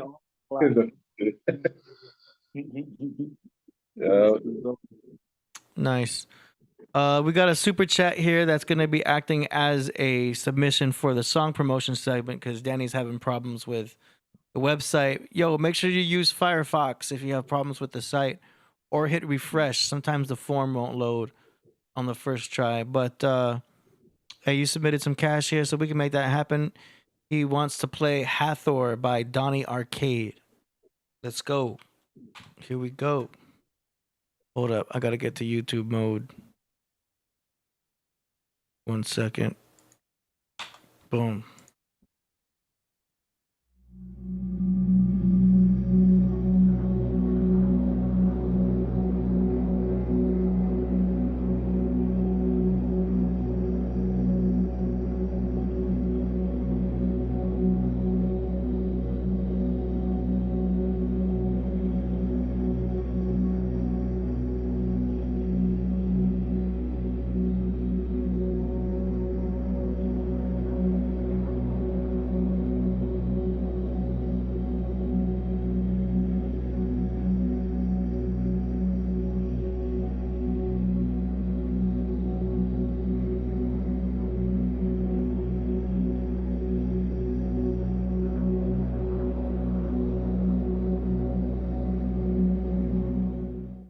Looking so good, I'm calling a Hathor.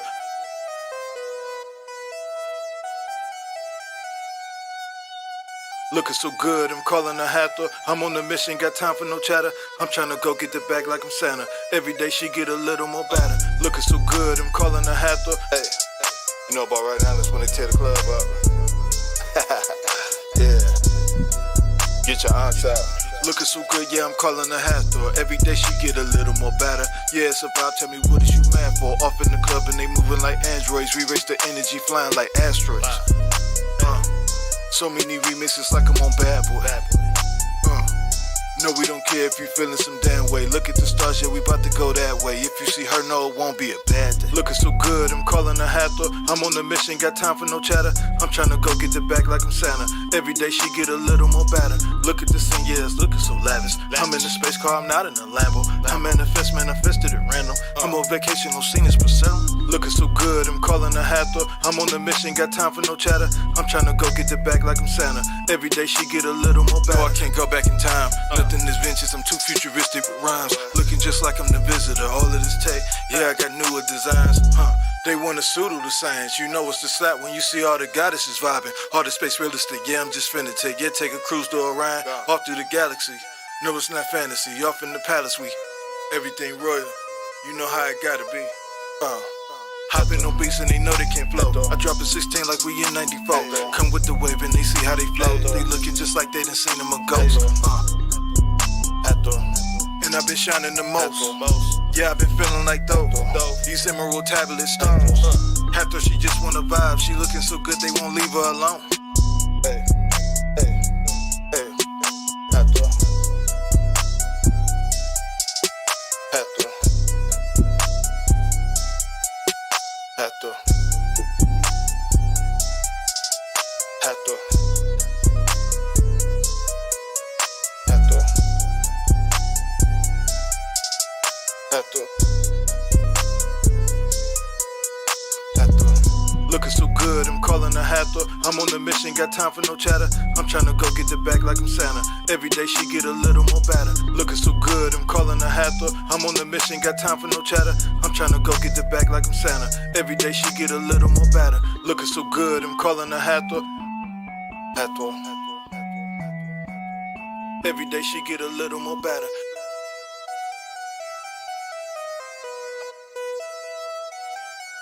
Every day she get a little more better.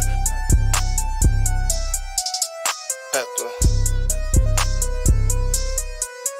Hathor. Hathor. Looking so good, I'm calling a Hathor. I'm on the mission, got time for no chatter. I'm trying to go get the bag like I'm Santa. Every day she get a little more better.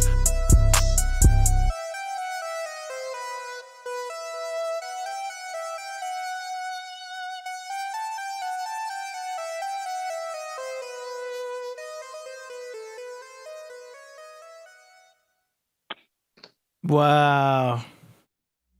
Right. Man. That was dope, yo. Donnie Arcade. MCs too.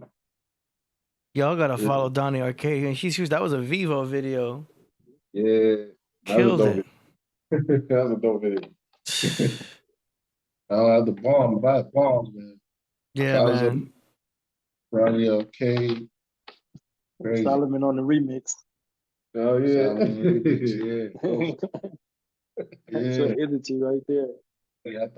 Yeah, exactly. Fire. All right, so thank you, Danny Salinas, for that. I'm gonna check for any more song promotions here. I think that's. Oh wait, we got one here. Hold on. Let's go. I think it's still processing. All right. That metaverse. Yeah. Type energy right there. I like that. I like the ancient from one space to the next. Yeah. It's look, I gotta have you do a whole other bill, but I really like the elements that are there. Yeah, your breakdowns are incredible. I was like, your breakdowns alone. Oh man. I heard the one with me and Salo. Because I was like, oh my God, you go. He said he was trying to get you, so you just better make sure your sword stays sharp because he comes for you. Indeed. I heard it. I heard it in there. There's evidence. Yeah, exactly.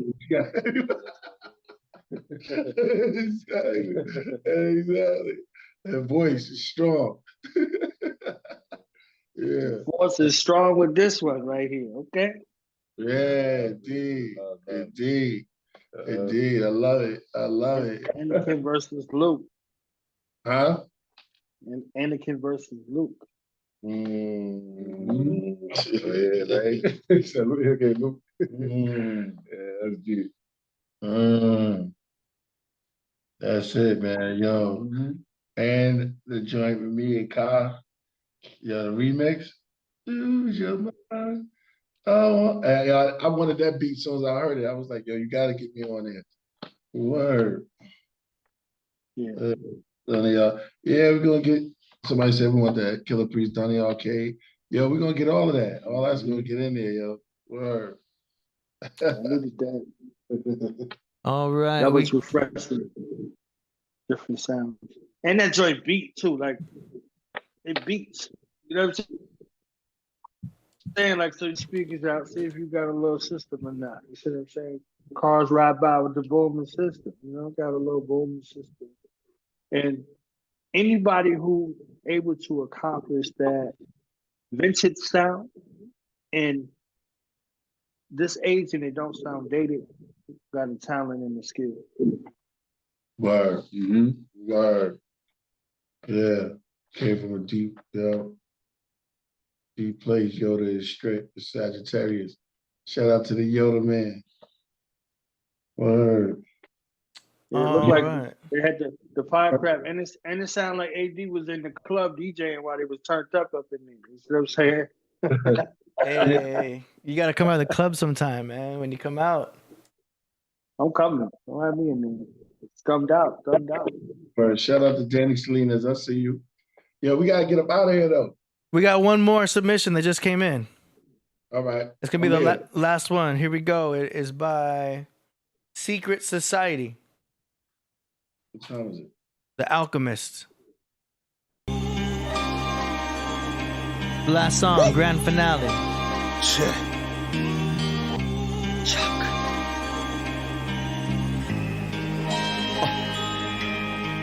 I'll travel on the back of a camel for 1,000,000 years throughout the deserts like an immortal alchemist in search of the Holy Grail. Then realize it was a journey at the end of my trail. All along in search of peace of mind. The path is infinite. Took so many L's, couldn't help but build an L track with it.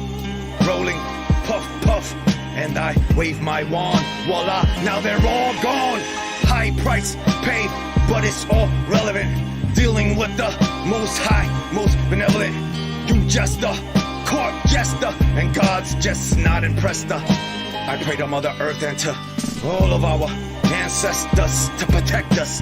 Hold me close to your bosom when I'm in all-out war, battling for all of our souls and for all the seeds to keep them safe from all you praying demons.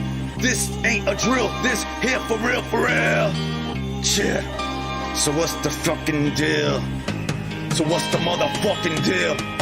Sip blood from out the chalice like a sage, then grip sand in palm, whisper prayer, pour out sand, calm, let go, let it blow into wind, slow.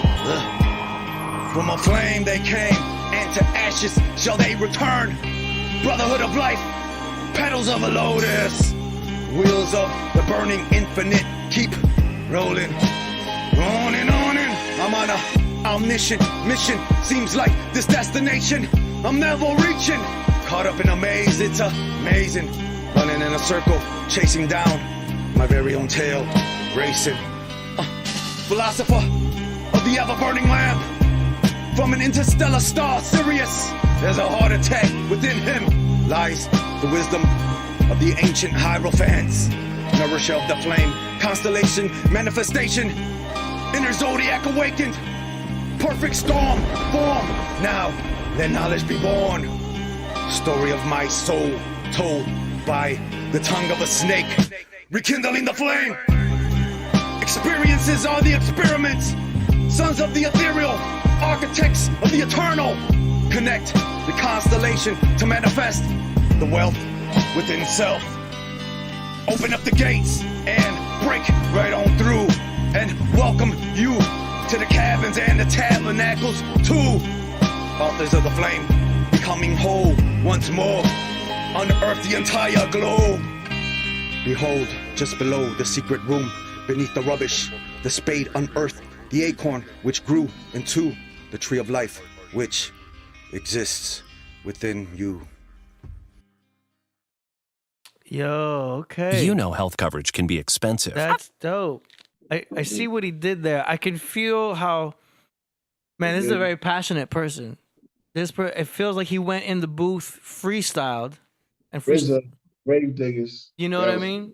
It sounded like the first path or the first pass of a freestyle. You know how that's a good way to start writing, is to just kind of like freestyle, going through, not even focusing on the rhymes, but just saying the key words that you want to say.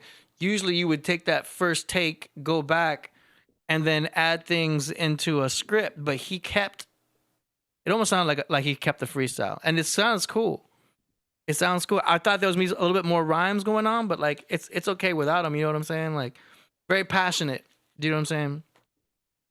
It felt like a freestyle, which works, you know. But good passion. What y'all think?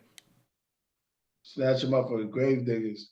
He was fire. He had definitely got passion in it, and the thought process. You know, you can hear him thinking while he going through the lyrics. Yeah. You know, just kind of like passionately rolling through it, but it's a pause, well thought out lyrics, you know. That's how I see it. Yeah, agree with that. Cool. Now I was born. Mm-hmm. So his inner ear and his outer ear got two different times.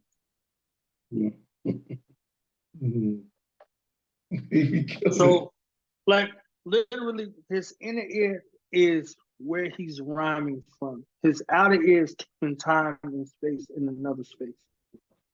So you hear him in the pockets of the beat.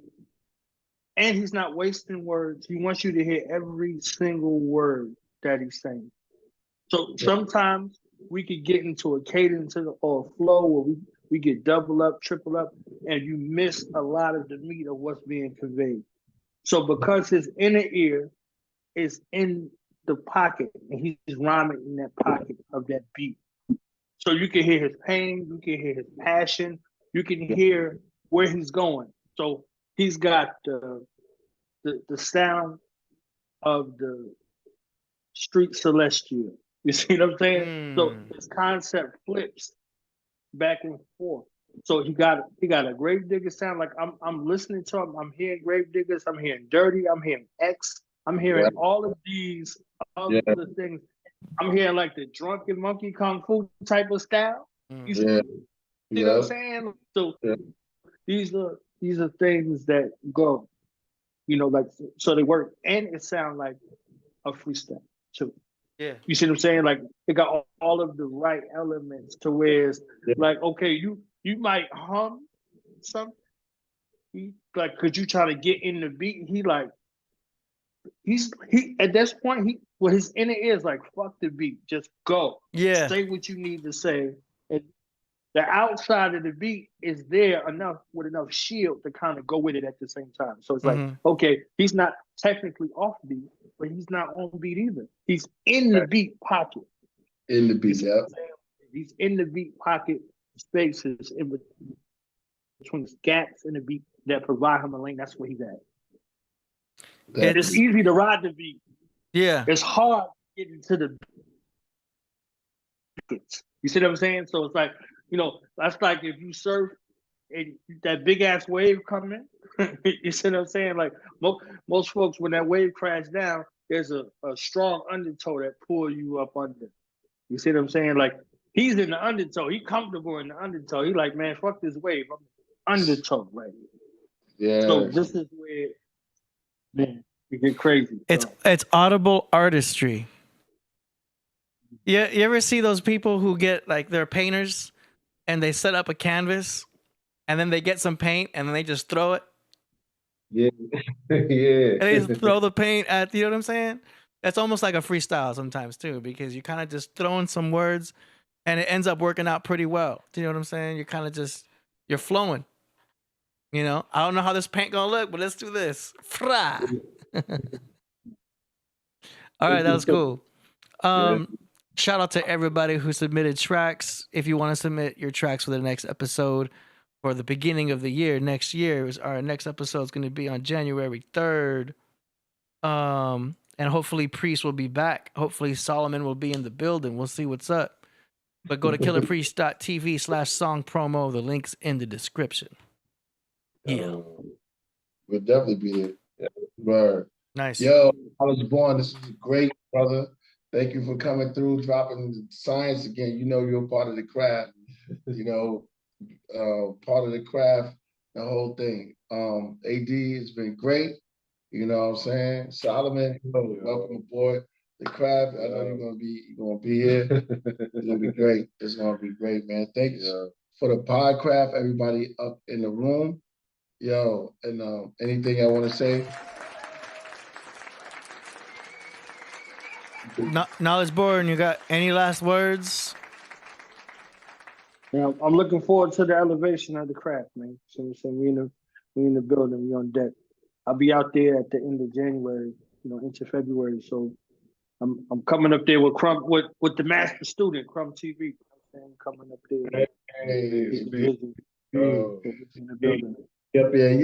Come up here in February. It's gonna be crazy. Yeah. Yeah. I just want to say, thanks for having me here.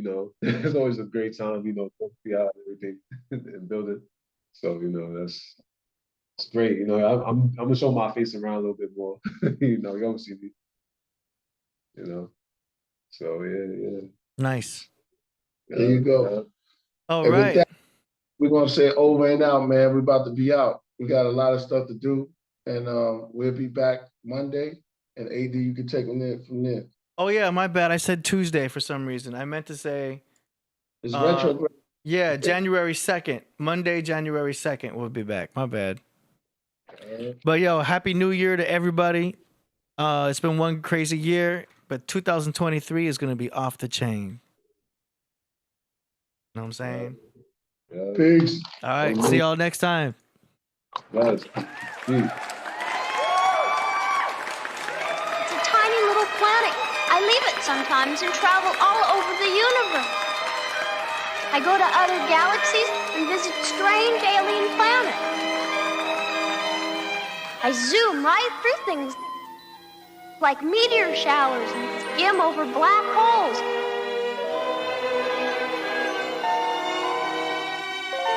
It's exciting.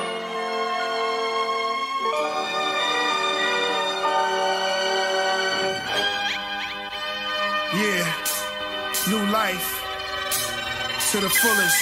Represent that new life, please. Children of the lower worlds, less fortunate. From the orphanage, teardrop coffin lids.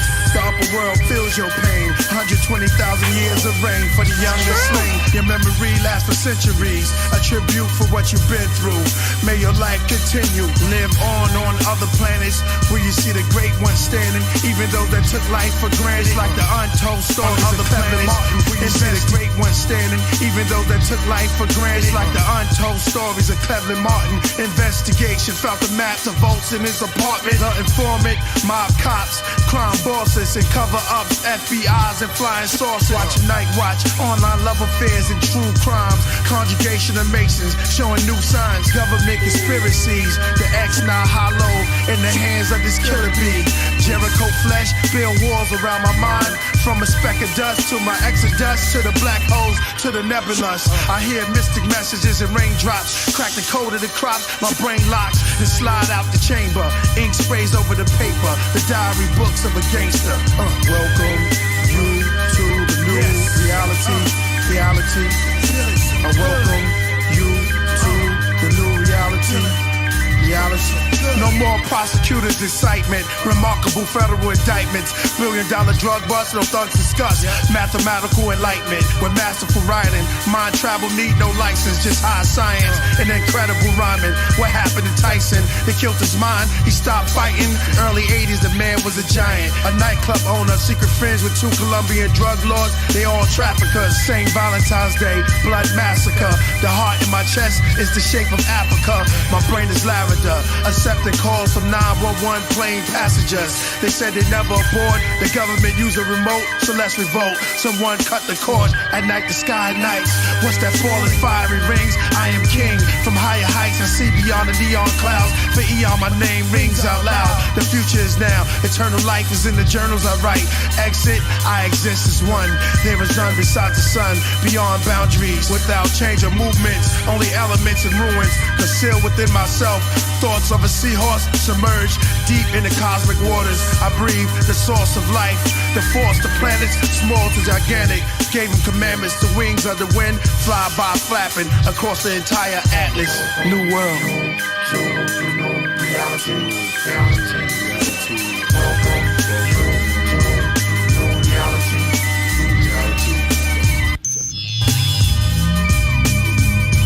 Man is God. He's everywhere. He's anybody. He knows everything. This is the Prometheus New World.